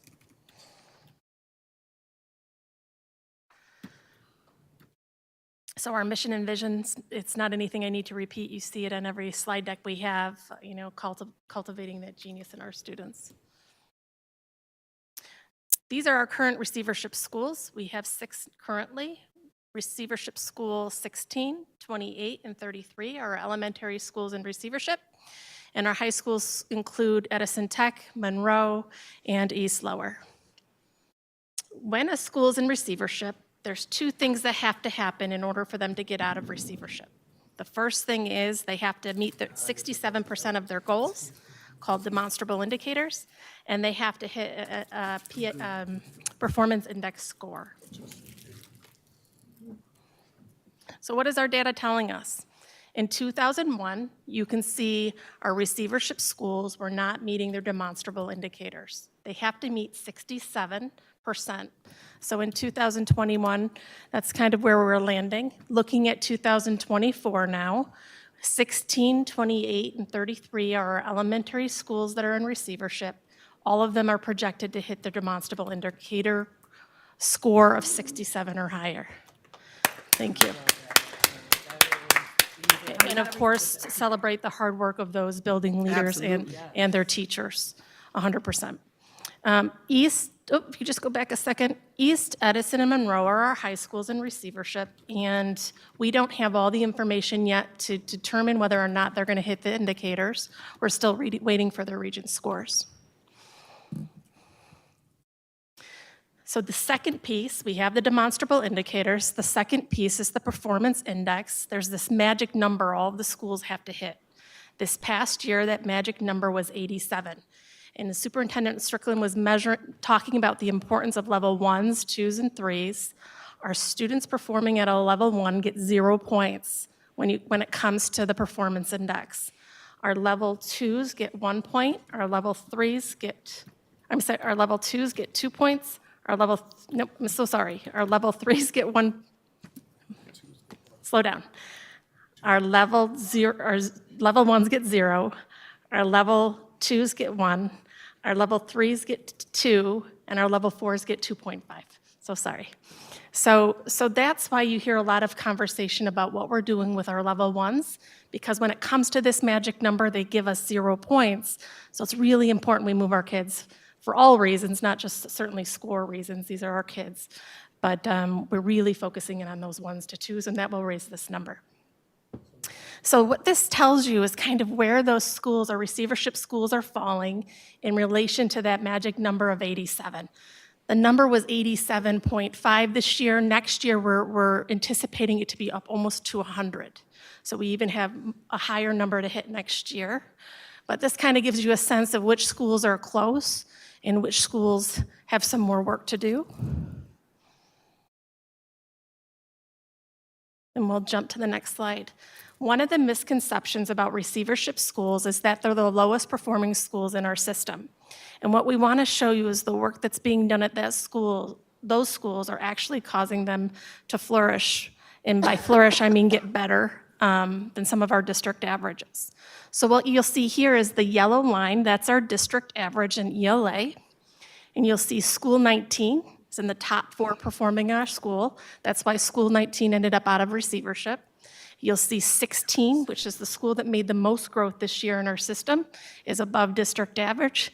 28 is neck and neck with district average. So all 3, you can see when you look at our whole system, have made significant progress. 33 is trailing behind at 8.1. Okay, and here's math. Again, the district average is yellow, and you'll see again 16, 19, and 28 are above district average, and 33 is coming along. Thank you. So with high school, we look at 2 big things. We look at the graduation numbers, and we're still awaiting those Regents results. So that's why we haven't been able to determine if our high schools are on track to hit their indicators. So how are we aligned to the academic and strategic plan? Chief Torres Santana is going to take it from here. Thank you, Chief Morian. A little shorter. So student outcome governance, right? That's what we talk about. That's what we want to make sure is happening. And how do we make that happen? So we're aligning what we're doing with the academic plan. So as you can see, A8 talks about the new superintendent shall exercise powers allowed under Education Law 211F and Commissioner's Regulation 100.19, implementation of the laws and regulations should be examined with an intent to exercise the powers of the superintendent. Continue to provide the instructional and financial support to the receivership schools. That's crucial, and that is taking place right now. A9 speaks to the district administration shall monitor the percentage of students that are completing 5 or more credits by the end of their 9th grade year. The district should monitor the course passing rate at the end of each marking period. Passing rate data should be shared with the board after each marking period. And that's where the power of receivership comes in. And it comes in at the different levels because we have teaching and learning that's helping us make sure that this takes place, and we have human capital as well. So with teaching and learning, the powers there, review and if necessary, expand, alter, or replace the curriculum and program offerings of the school, including the implementation of research-based early literacy programs, early intervention for struggling readers, and the teaching of advanced placement courses or other rigorous nationally or internationally recognized courses if the school does not already have such plans or courses. Also, to replace teachers and administrators, including school leadership, who are not appropriately certified or licensed. And also to increase salaries of current, of prospective teachers, that's where HC comes in, right? and administrators to attract and retain high-performing teachers and administrators. Establish steps to improve hiring, induction, teacher evaluation, professional development, teacher advancement, school culture, and organizational structure.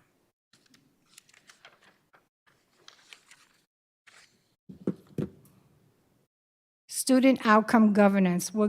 This vocabulary is around for us to make sure that we grab a hold of the work that is before us, and we're going to keep repeating it and make sure everyone knows about it.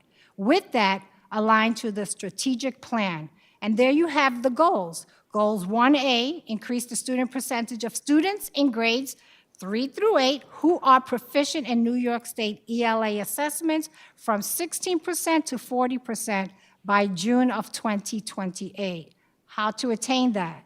Goal 1A, the specific work looks like standards-driven instruction with strategic grouping of students focusing on priority standards.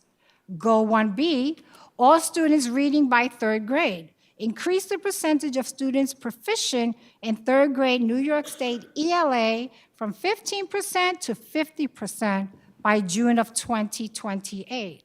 How does that look like? Goal 1B, strong Tier 1 implementation of amplified and aligned interventions. Goal 1C, increase the percentage of students in grades 3 through 8 who are proficient in New York State math assessments from 14% to 40%, again by 2028. What does that look like? Our work. Standard-driven instruction with strategic groupings of students focusing on priority standards. And Goal 1D, increase the number of students earning 5 or more credits in 9th grade from 70% to 90% by June of 2028. That's for our high schools. So Goal 1D looks like comprehensive credit trackers and weekly reviews and action planning to ensure 5 credits are attained. With that said, we need to have in front of us intentional action steps. So the big picture for the improvement starts with intentional actions. Strong school improvement plans aligned to the strategic plan, leveraging the powers of the receiver, and election to work agreements. And then move high-level 1 performers to 2s, improve graduation rates, credit attainment, and build stronger early identification systems of support. And what does that look like? Because everything has to have a plan. Middle school and freshman monitoring systems will help us get there. Early monitoring systems. So cohort trackers to monitor progress every 5 weeks.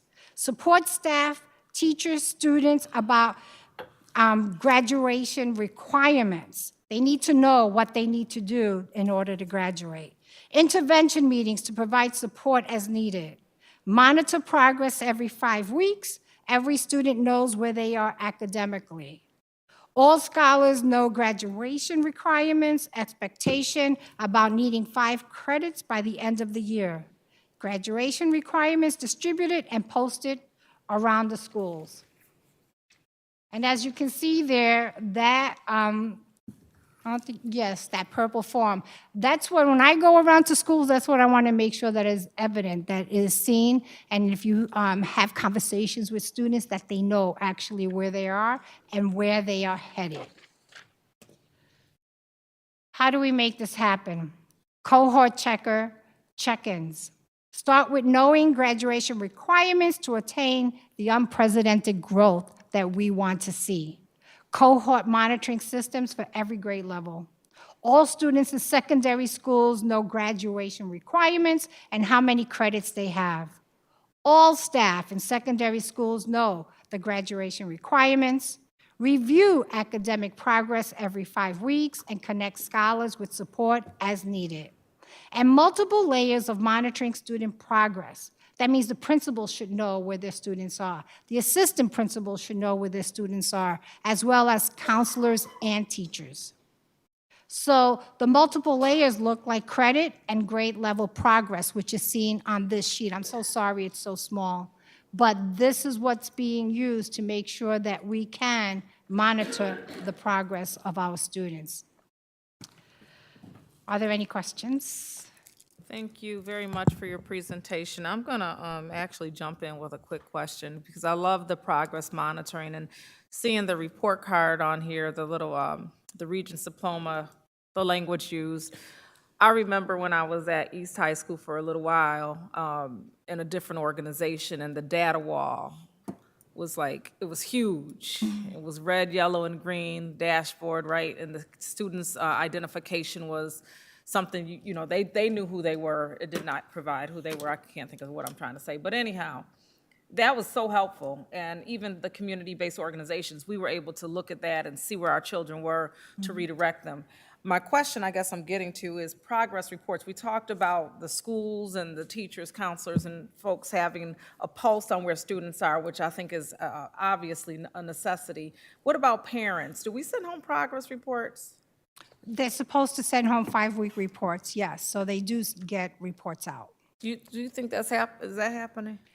I know that it should be happening, and that's one of the things we're going to be monitoring to make sure this year that it is happening. Yeah. Because that's the only way to track the progress. Because if you had a son like the son I had, right, I still have him, but he's not in school anymore, thank God. Right? I hear you. But that was a lot, and I remember Power School, and of course, me as a parent, I see Mr. Wingo, don't laugh at me, because you know what I went through firsthand. And so just the Power School, I remember going in there, and I know it was only as good as the information put in, but me as a parent being able to have a pulse on what he's telling me versus what the reality was made a huge difference. So I do know progress reports are helpful for those of us parents who are trying to make it happen, right?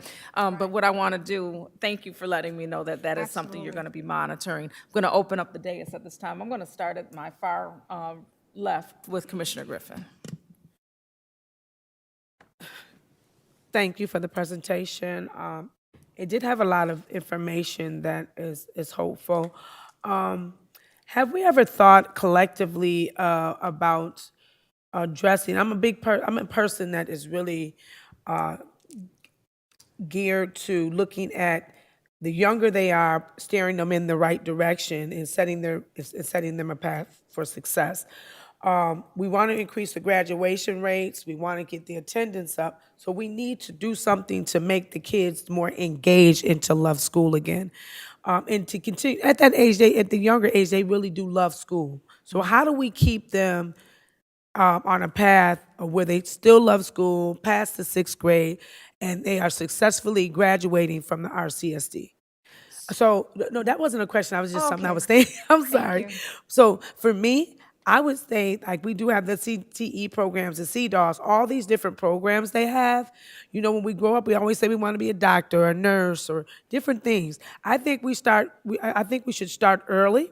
I think we should go in like at that 4th grade level, that 3rd grade level, and start gearing them toward what they want to be successful at. Give them the ideals.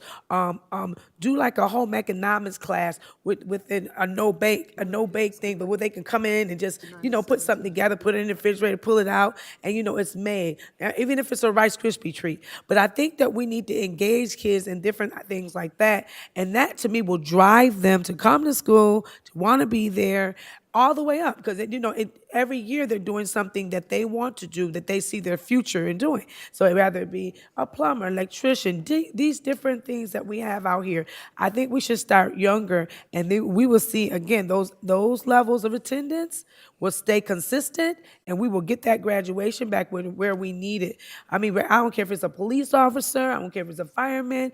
You just have kids look at that for year after year, and as they get older and go to other stages in the high school or whatever, they will continue to go on that path of success. That's just my opinion, but great information. Thank you. Thank you, Commissioner Griffin. Commissioner Malloy? Thank you. Thank you so much to you both for your presentation. I wanted to say thank you for putting student outcomes-based governance at the forefront of the presentation. And I love that you highlighted the inputs that you'll be using to get to the results that we want to see and that you explained those. So thank you so much for centering the presentation on that. I did have a question about election to work agreements. I know that was at some point, that might have been Chief Morian. And let me tell you where I'm going with this too before you answer that.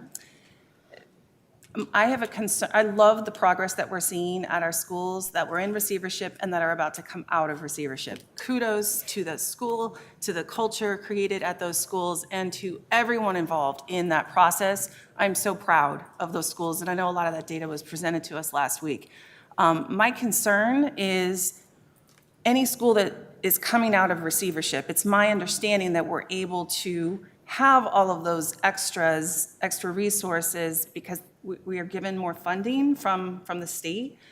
That funding, does it disappear once they come out of receivership? My fear is that all that progress at those individual schools could be lost if we can't maintain that funding level or stream. And forgive me, I'm just a teacher, I don't know about all of this, but my concern is that that might happen. And related to that, there was, I know, a mention of election to work agreements, and I'm kind of clueless about this. Okay, so two things. Receivership schools do lose money when they come out of receivership. But good teaching and learning doesn't cost a lot of money.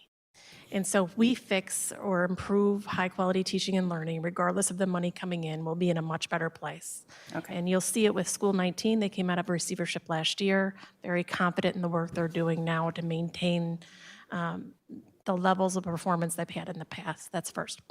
Second, but of course, it's nice to have the money, of course. And not downplaying how it brings additional coaches and things Yeah, like that staffing will Yeah, decrease yeah. because of that. double down, it allows us to double down, provide extra opportunities for intervention, those kinds of things. So of course, every school would prefer those things.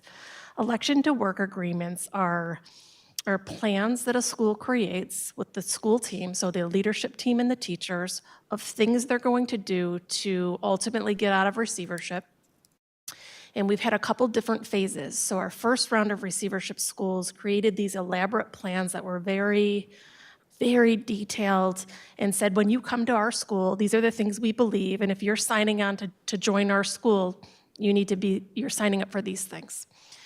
It's kind of a way of bypassing current contract, but it's been made in collaboration with the teachers. So generally, they're pretty centered around good best practice, right? Okay.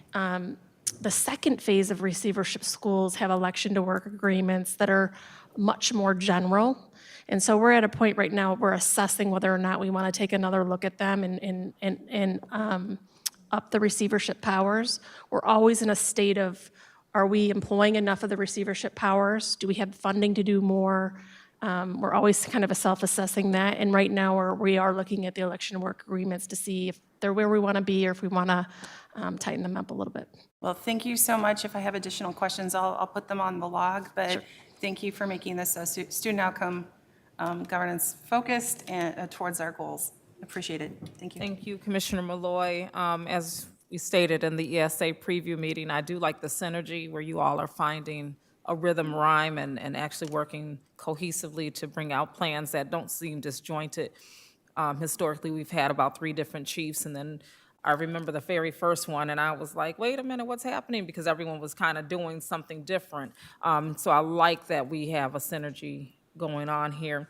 The other piece I hear when I listen to this conversation around the receivership and how we're supporting schools is a sustainability plan, helping schools, and in spite of the resources that are pouring in, how do they make plans that will maintain or be sustainable over time when those funds do eventually run out? So thank you for that. I'm going to move on down the line here. I'll look for hands to see if there's anyone, and I see President Elliott. Thank you. You know, I always got something.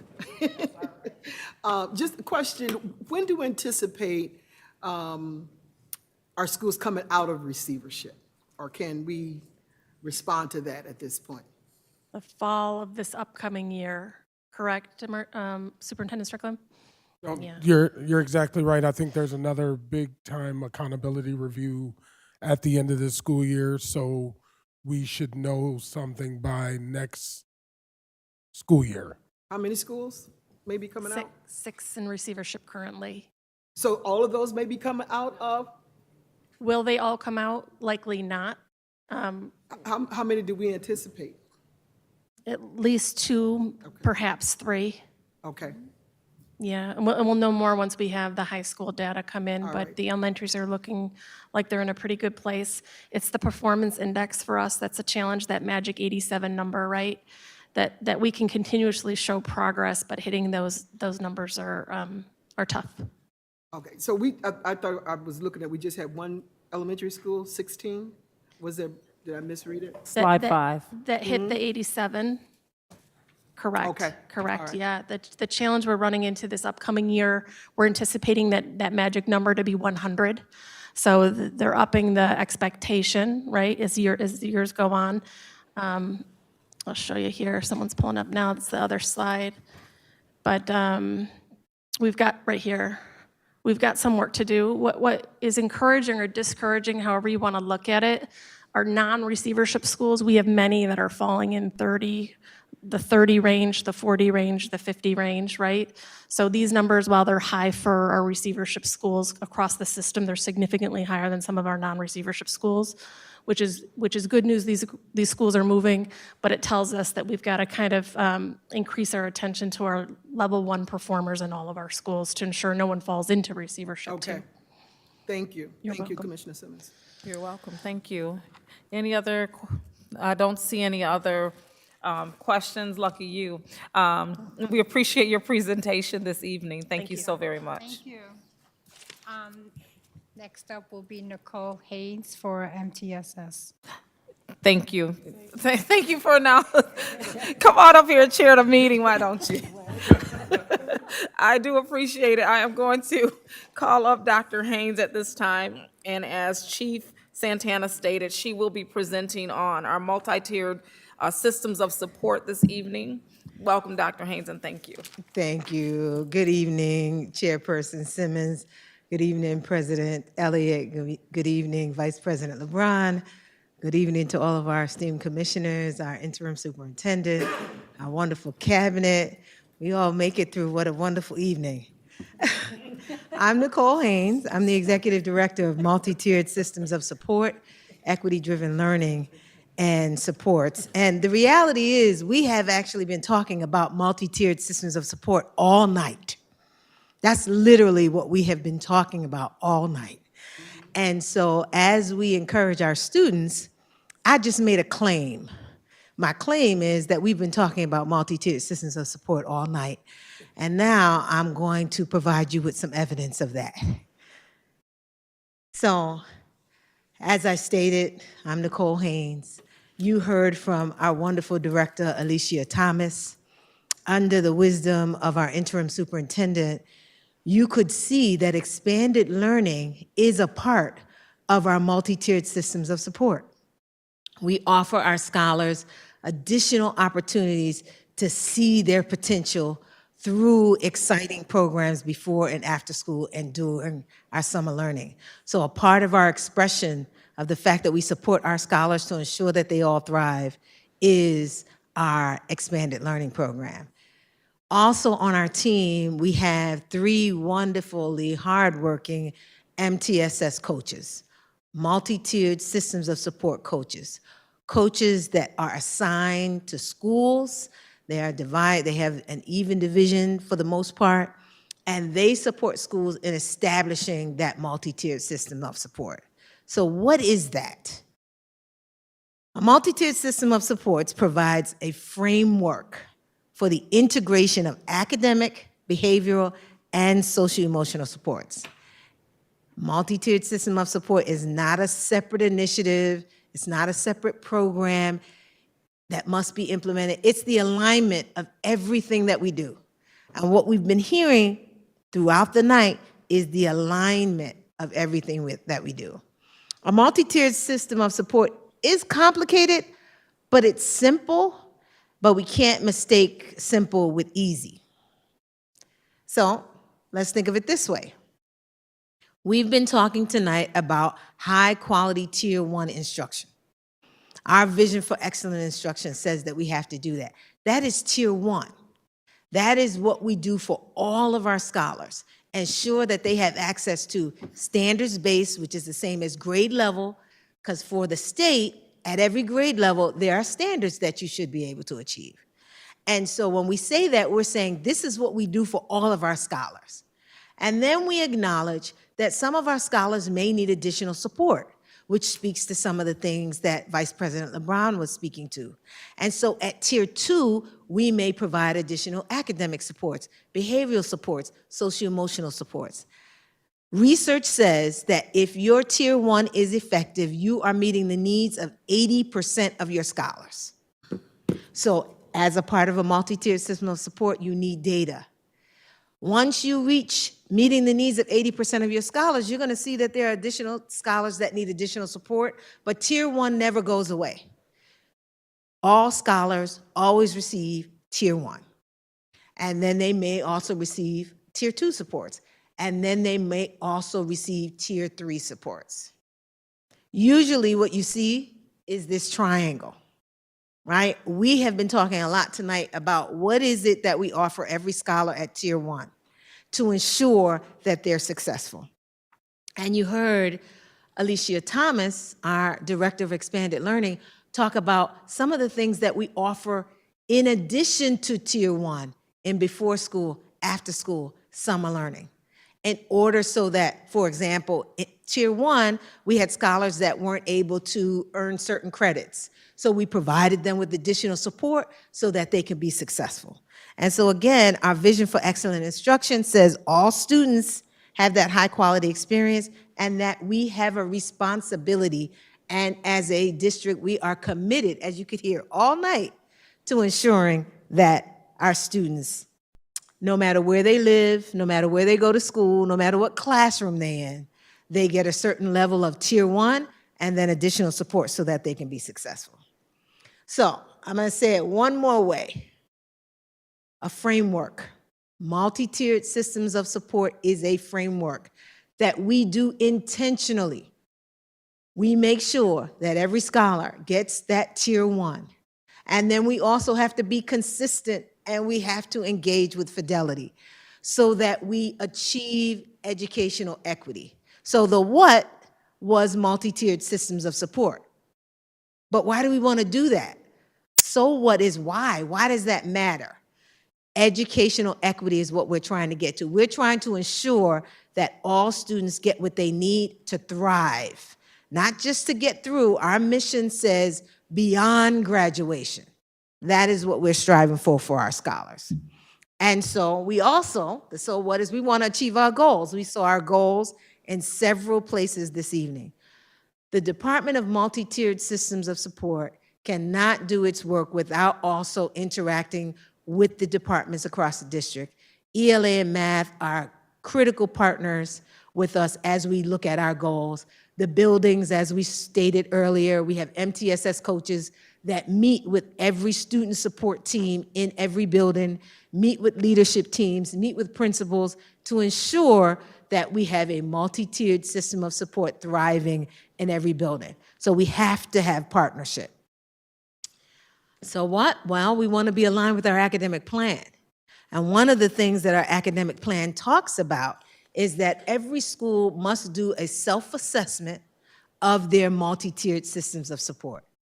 You have to check on yourself and see, how am I doing in certain areas? I'll give you an example. For right now, we do a self-assessment every single school, early in the year, end of year, and we do it in these 3 areas. Leadership, because multi-tiered systems of support, the one that we have adopted clearly, has 6 components. Leadership is one component, capacity building is another, and infrastructure, database problem solving process is another one. And we've decided to focus on these 3, because sometimes you got to really focus in order to make the progress that you want to make. As we all know, leadership is critical. So when we dig in a little deeper, and I know that's small and I apologize, you're asking yourself questions, right? Is the principal clearly involved and engaged in building that multi-tiered system of support? And how do we know? Is there a leadership team that's been developed that is ensuring that the multi-tiered system of support happens? So I'll just give you another example. We talked about student support teams. Every single school, we used to call them problem-solving teams. Problem-solving is the process that they're using. Supporting students is their goal. Every single building in the Rochester City School District has a student support team that looks at how we can support scholars if the Tier 1 instruction is not enough. We also have leadership teams that are looking at the Tier 1 instruction, which include coaches, your academic academy directors, your vice principals. So we are working on this, ensuring that our students survive at every tier with every team member. And then again, we look at infrastructure. Think about schedules. If you don't have this math lab built into your schedule, we got a problem. Because if that Tier 1 algebra class, if the student needs additional support, the question then becomes, where will it lie in the schedule? And so we think about that intentionally, we do it consistently, and we do it with fidelity. In addition, our team supports every school with their response to intervention plan. Now, you heard our wonderful chiefs talk about the fact that every school has a continuous improvement plan. Continuous improvement plan is telling you, what are you going to do at Tier 1? That's the Tier 1 of your RTI. And then we have to have a conversation, okay, what are we going to do to support our scholars when they need additional support in addition to Tier 1? So every school, in addition to their continuous improvement plan, our continuous improvement plans are laid out like Excel documents. So there is a tab, a literacy RTI, math RTI, and academic culture. I heard Commissioner Malloy talk about the atmosphere that you build. You have to plan for that. If you don't plan, then you're really planning to fail. And so this framework, again, is applied intentionally, consistently, and with fidelity in every single building. Every single building is either completed their RTI plan or is working on it based on data that they needed a little more time to collect. In addition, any multi-tiered system of supports has to have data. You saw our state data. We have iReady data for progress monitoring. We have our indices that we are trying to reach for. We have invested in what is called the Panorama Student Success Platform. Here is a platform where I can go in and I can see behavior, attendance, and grades data for all of our scholars. So when you talk about progress monitoring, when you talk about early warning systems, here is an opportunity. We literally can pull up a calendar for the last, all of September and the portion of October that has come, and it will show red if a child is absent. If it's white, then you know the child has been in school. It's like an immediate, oh, wow, there's a lot of red here. What are we going to do? Or, great, this scholar is in school. And then you say, okay, they're in school. How are they performing? Because sometimes they're in school and not performing. So what is the additional support that they need? The Panorama Student Success System has allowed us to do that without having to click to multiple pages, because we have PowerSchool, and it's a wonderful tool. PowerSchool feeds into the Panorama Student Success Platform so that in one place, our student support teams can pull up information on a child to see how they're doing in terms of their academics, in terms of their behavior, and in terms of their, social emotional learning is not there yet, working on that, but we are thinking about a structure for how we might be able to pilot that component. Where there is a component in Panorama, we can also see social emotional learning data. There are ways in which schools are collecting that information now. But again, I hope that my claim is being made that all night long, we have been talking about multi-tiered systems of support. I appreciated Commissioner Santiago's statement that we can't be afraid to face the brutal facts. If you've ever read Jim Collins' book, Good to Great, that is exactly what we're doing. Baldwin also says that if you don't face it, you can't change it.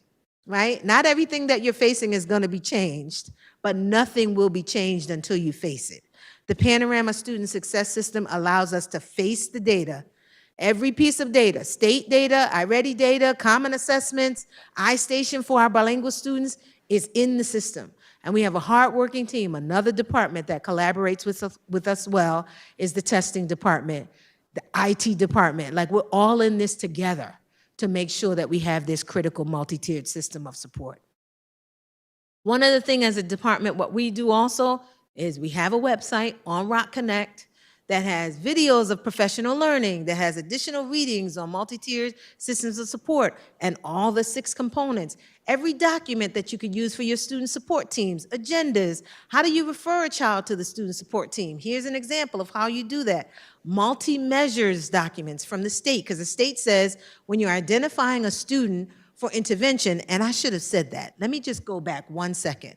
The other thing about student success that has been tremendous, and I want to give a shout out to our unsung heroes, our intervention prevention teachers. These teachers work with some of us, our neediest scholars, and they also work with some of our scholars that are above average and need to be pushed. And when they work with these scholars, they build intervention plans. And guess where you can see those plans? You can see them on our Panorama Student Success platform. We can look at goals for the students that are receiving intervention, strategies, and notes and progress monitoring. So that is another excellent tool that we have to ensure that multi-tiered systems of support are happening, because in Panorama, we are putting intervention plans. Any intervention ideas for counselors and psychologists that come up at the student support meeting are also being placed in the Panorama Student Success Platform for intervention. And once again, we work collaboratively with Crystal Clark, our wonderful Executive Director of Student Support Services, Andrew Goodwin, who also supervises psychologists. All night long, we have been talking about multi-tiered systems of support. And so we have this space so our colleagues can continue to learn, because you'll also see in the framework, the self-assessment, professional learning is a critical component of a multi-tiered system of support. One, everybody has to understand what it is and what part they play in it. Two, if you have a continuous improvement plan and you say that you want to focus on site-based evidence, then we have to know how to teach that. We have to make sure that we understand it. Any strategy that we want teachers to engage in with scholars, we have to make sure that their capacity is built to do that. So professional learning is a huge part. So, multi-tiered systems of support, evidence-based, we do it intentionally, we do it consistently, and we do it with fidelity to ensure that every school is operating with a multi-tiered system of support. It really is the key to equity. Every student being sure that they have what they need to thrive. I love some of our schools call it, they have a time in their schedule called the win block. What I need. During this time, I get what I need. It might be intervention, but it also might be enrichment. And so multi-tiered systems of support don't leave out. I know we got a lot of red, but we have some scholars who are above grade level, and we can't forget about them. We have to make sure that they get the support that they need to. So, multi-tiered systems of support, that's what we do here in the Rochester City School District. Thank you. You sound like an infomercial. I'm sold. Let me get one. I really do appreciate your presentation around multi-tiered systems of support. I said it.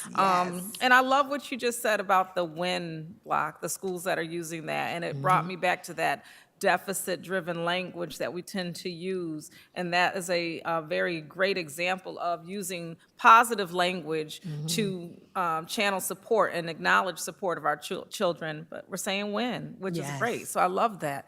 I'm going to open up the dais for questions. Mr. Malloy, I'm going to go ahead and start with you. I was just so excited because what a great presentation. I'm in such a good mood and I find myself rejuvenated suddenly. Thank you so much. And I just have to say, yeah, MTSS, I didn't know what that was until like 2 years ago because I always called it RTI, Response to Intervention. And okay, so thank you for giving us not only an overview, but explaining what's going on in our schools and how we're seeing these improvements. I will say this, as a social studies teacher, you made a claim and you provided evidence. So you get a level 5 on the Regents. There you go. Good job. Thank you. Mastery. But thank you so much for your presentation. I feel like I can see this happening in our schools. Like I just went and visited my schools last Thursday and Friday, and you see this in action. So whatever you're doing, keep doing it. Thank you. Yeah. Can I just add that I am a parent of 3 graduates of the Rochester City School District, so I also had the great opportunity to see this happening in action with my own children at School of the Arts. It's awesome. One of your graduates was part of the talented 10th, right? Yes. I remember. Nehemiah. Yes, yes, yes. Commissioner Griffin. Ms. Haynes, Hello. you just woke me up. It was it was an try. excellent presentation. You really, really nailed it. You nailed it. You grabbed my attention. I heard everything you said. You're energetic. Spot on. It was a great presentation. I loved it.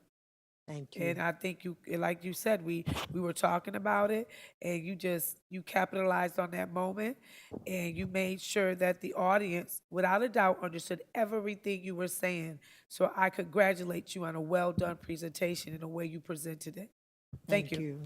Thank you, Commissioner Griffin. I'm going to move down this way. I'm going to make my way to you. Go ahead, Vice President LeBron. Yeah, I just want to say thank you as well. And also for sort of laying out and explaining what multi-tier systems look like. I think a lot of people, because we tend to use that jargon internally, people don't understand that those are the sort of built-in supports every step of the way for the students. I do want to uplift and highlight, though, having a database with a visual for people and a reminder versus some of the previous tracking methods we've used, obviously, because we didn't have this system. So that is a big win, I do believe, for this entire district and for our schools, our principals, our teachers, because everyone's sort of tracking and trying to work in these teams, right, to get kids to the finish line, layered with the MTSS. And I just want to uplift, too, that, like, Rochester Regional, when I was transitioning out, sort of created a whole 360 look at the patient as well, and this is sort of what it reminded me of. So I can go in and see, yeah, food insecurity had been identified 6 months ago. This was the referral made.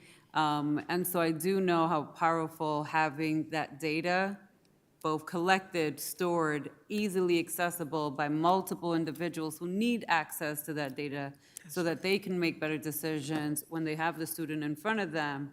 Just also based on, let me look at what are some of the tiers that this student has had before. Was it effective, not effective?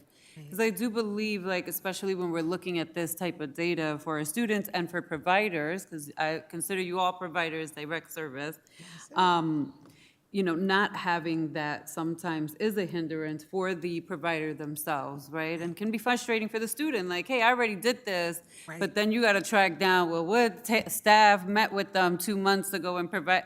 So the fact that we have this all in one database, finally, I just have to commend you and your team and everyone who's involved in MTSS and this data piece. Thank you. Thank you. You're welcome. Vice President. And Dr. Haynes, when did we adopt Panorama?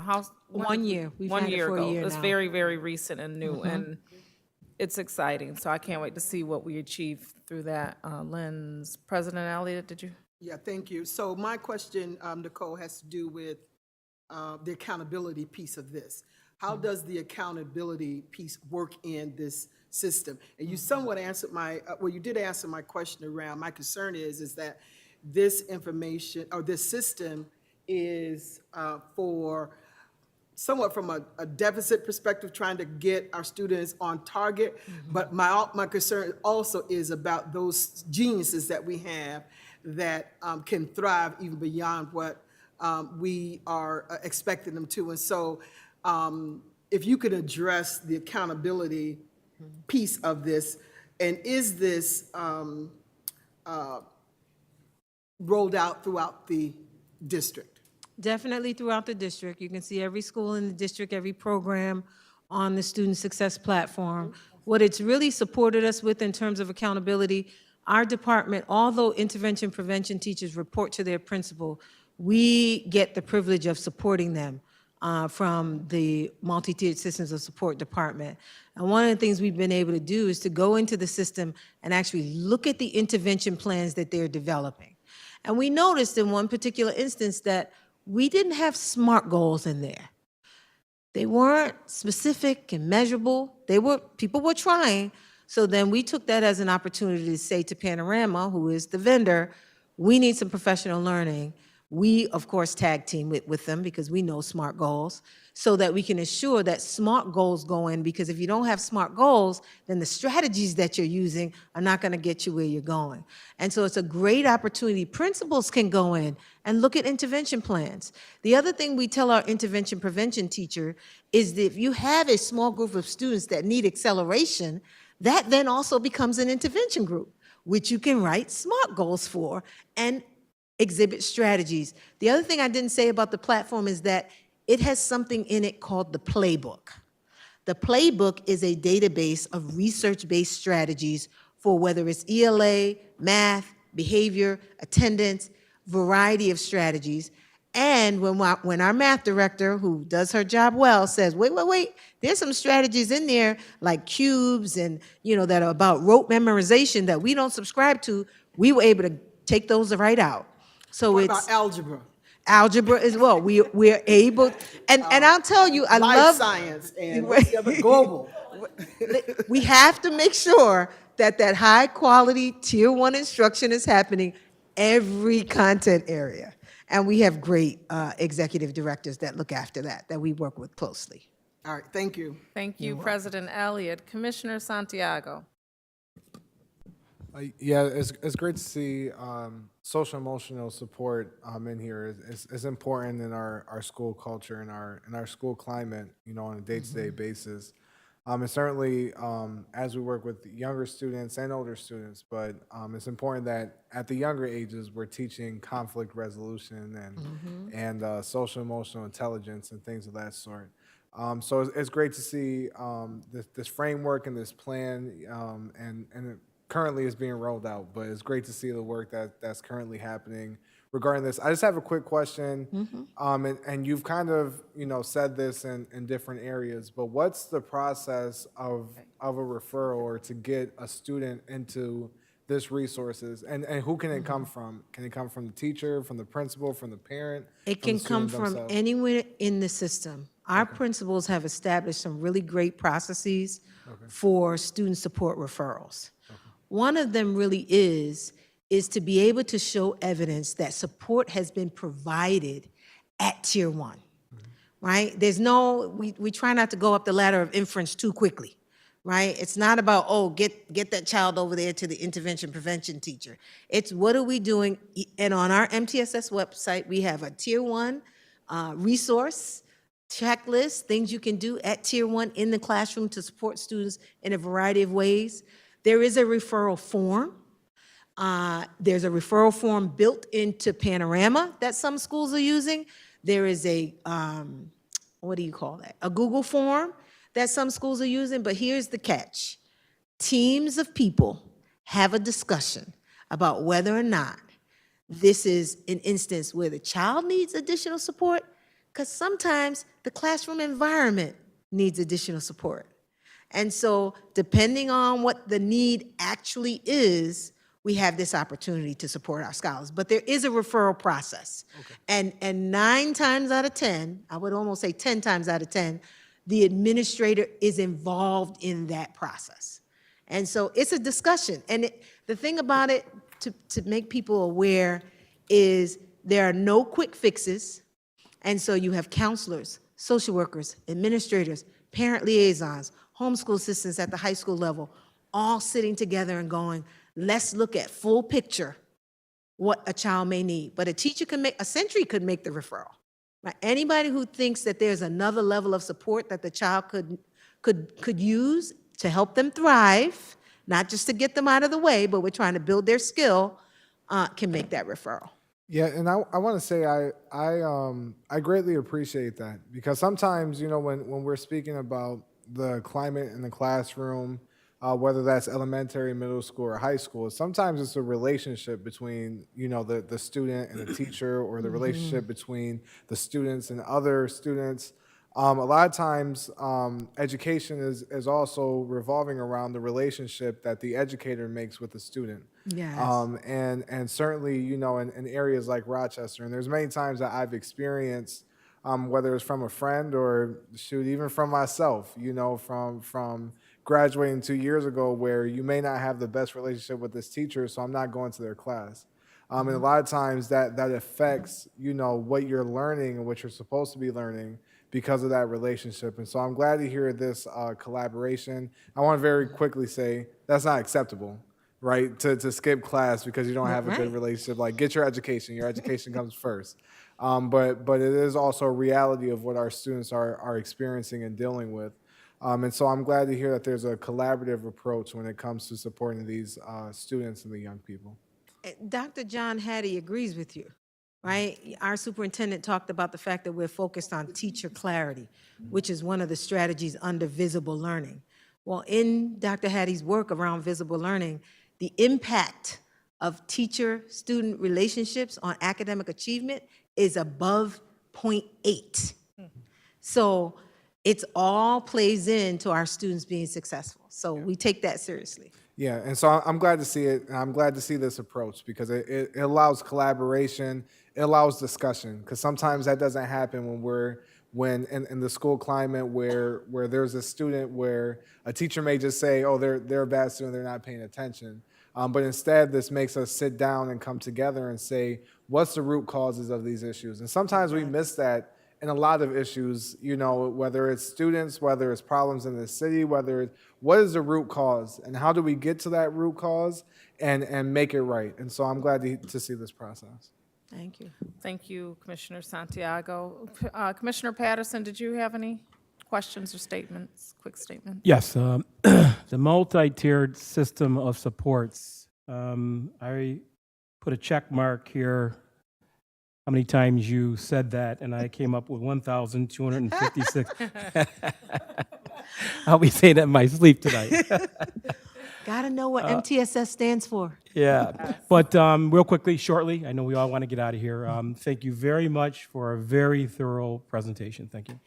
Thank you. Yes, very much. Thank you, Dr. Haynes, very much. Problem. Thank you. Yes, Superintendent? I just, again, I echo the sentiments to you, Dr. Haynes. Get on it. Prophetic, I'm getting on it. Yep. I did want to mention that too often a lot of our students are being recommended for special education via the letter writing campaign. Talk about it. Family may be encouraged to write a letter. We then have to make sure that we send our students through the wire around testing and whatnot.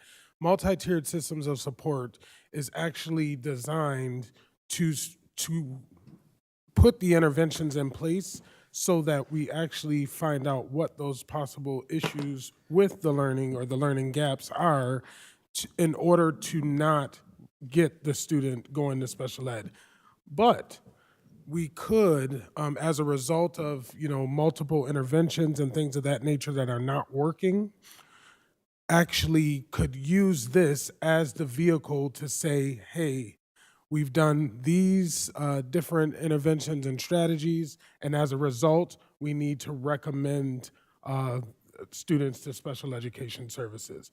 Too often, we don't even get to do this because we just result to writing the letters. So this is, a gigantuous task for Ms. Haynes and her team to really make sure that these systems are operable in our schools so that we slow that pipeline down big time. I really, really appreciate that point, that part. Thank you, Dr. Haynes. Yes. So I'm looking forward to, as we progress to become more sophisticated around how we are using Panorama and the multi-tiered systems of support, how we are identifying students in the buckets that you mentioned, Superintendent, that's going to be very powerful to see.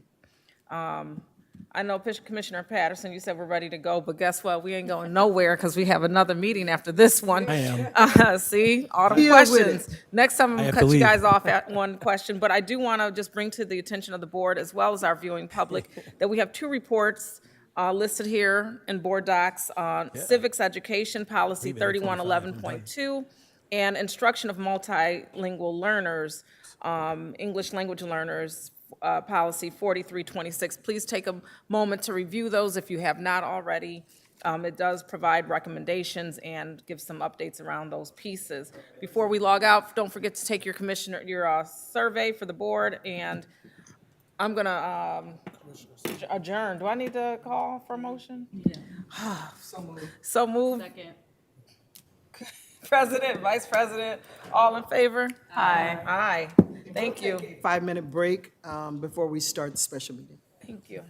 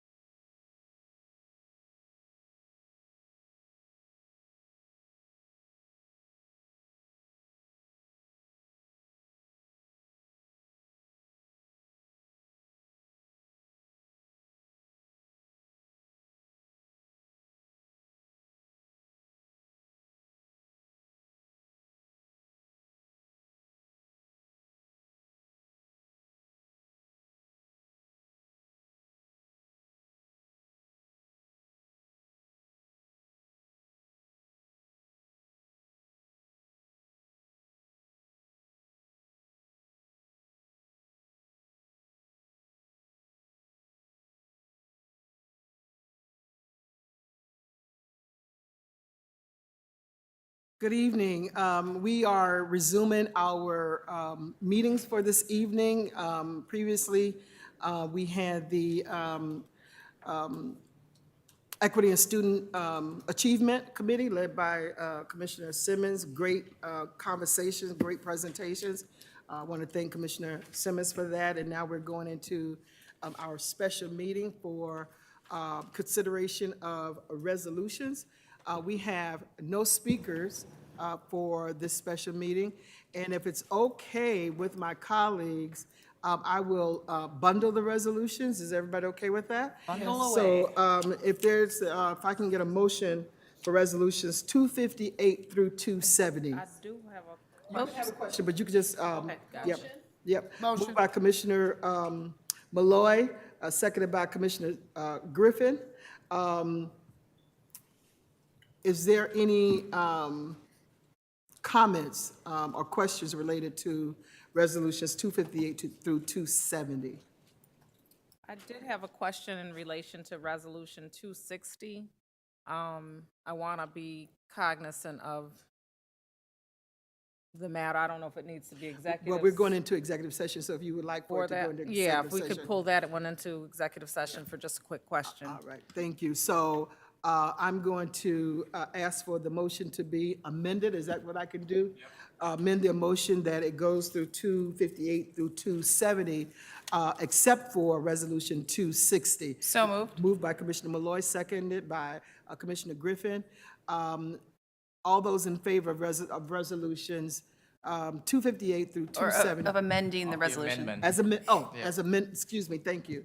All those in favor of the amendment, say aye. Aye. Any opposed? All right, thank you. And so getting back to resolutions 258 through 270, minus resolution 260, all those in favor? Well, did we already motion it? Did we motion it or did not? Yeah, you just motioned it. Yeah, yep. Aye. Aye.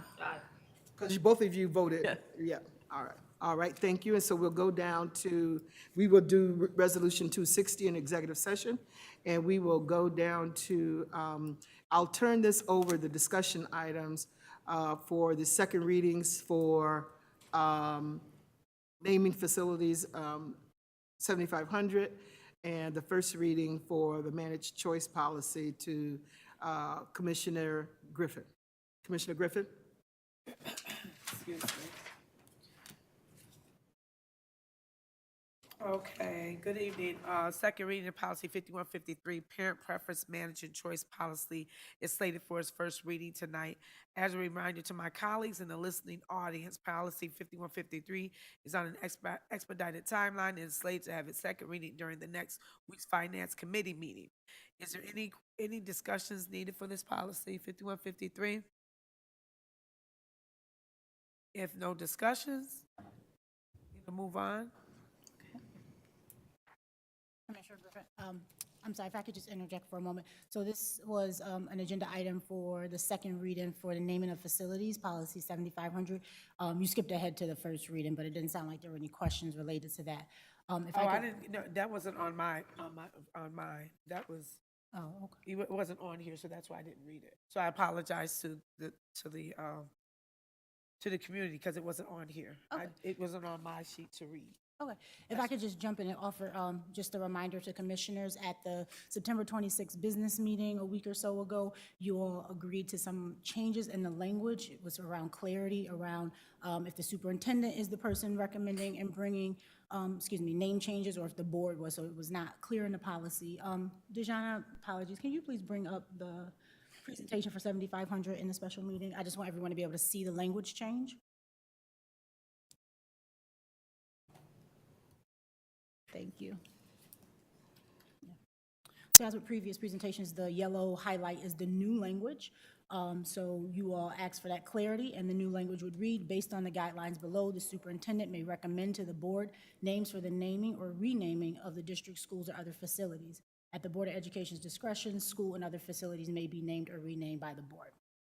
And then to address concerns from, or excuse me, a recommendation from general counsel to clarify on how the superintendent notifies the board of decisions, specifically when it relates to naming petitions that are not moving forward.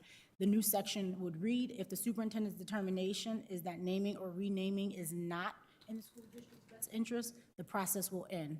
The superintendent will notify the board of their decision, and then the other bullet remains. If the board decides to continue with the process, then the board will confirm via a resolution triggering the process of the renaming of that facility. So this is on for second reading, and just as a reminder, it will continue in the policy process outlined in 2410, and you are slated to vote on this at your October 24th business meeting. All right, thank you. Did you want to speak to Commissioner Griffin, policy 5153? Not outside of the fact that it's just something that is governed under the superintendent's purview, and that it's something that I feel that would be taken away for the parents' rights and the students' rights, and that's it. But, I mean, that's something that I'm not for, so I'm. So, all right, thank you. yeah. So let me just say that the parent preference managed choice policy, this is the first reading of it, and so we'll have an opportunity to discuss it even more. If there are any questions or anything from the commissioners, you know, this is the first reading. Just wanted to announce that, so, all right. So there's a motion to accept the policy language for 7500. Is there a motion?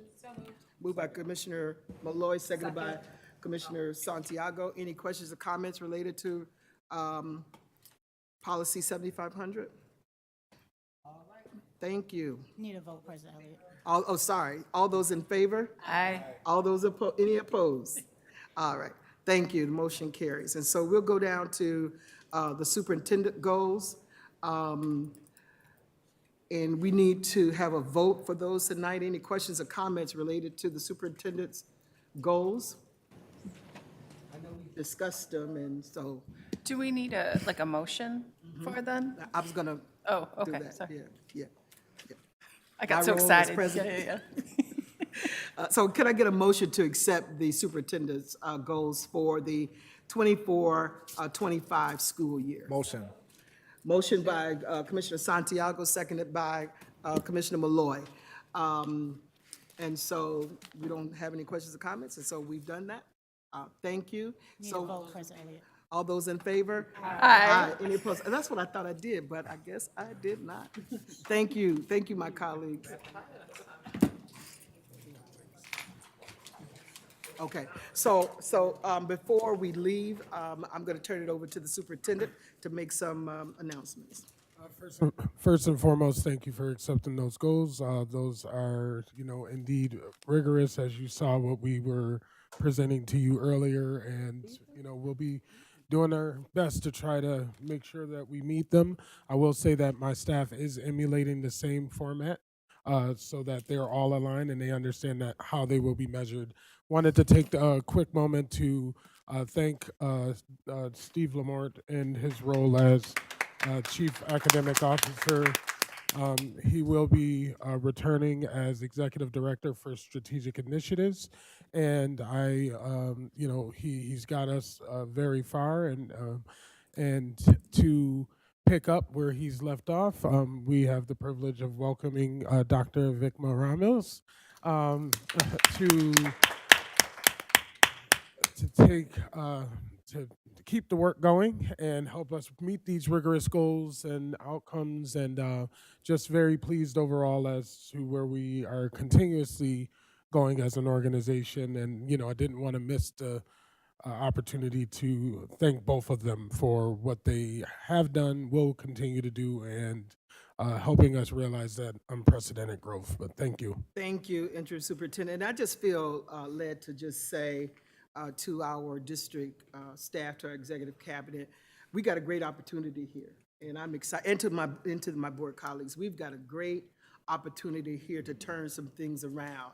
And I just want us to focus in on, we know we got a lot of areas that we have to grow in.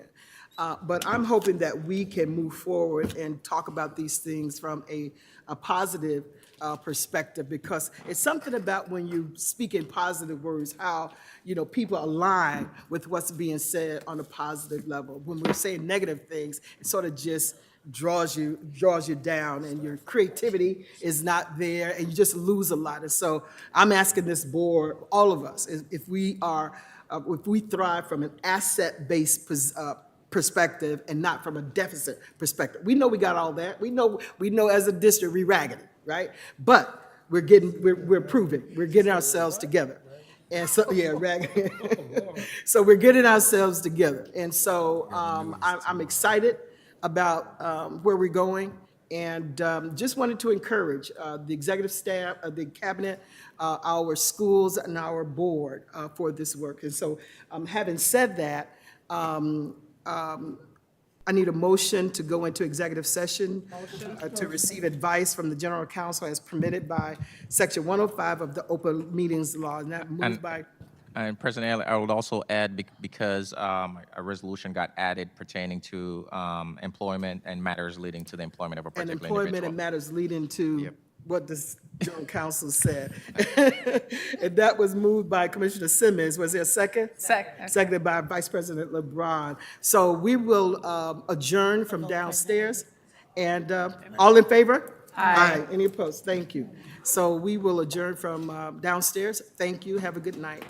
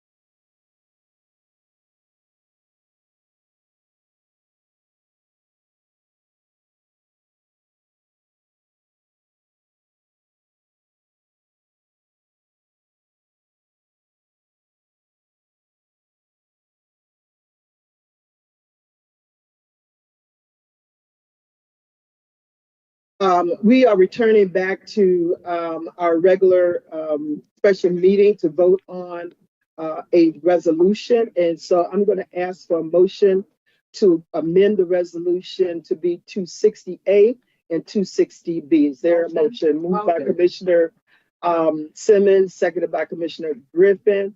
All those in favor? Aye. All right. And so I'm going to ask for, we can bundle these.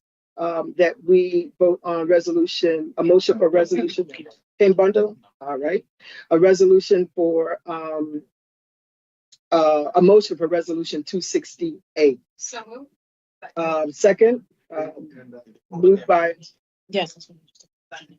yeah, moved by Commissioner Malloy, seconded by Commissioner Simmons. Any questions or comments? All those in favor? Aye. Any opposed? Can I get a motion for resolution 260B? To table until October 15th for the finance committee. All those in favor? Aye. Aye. Any opposed? Yeah. Okay.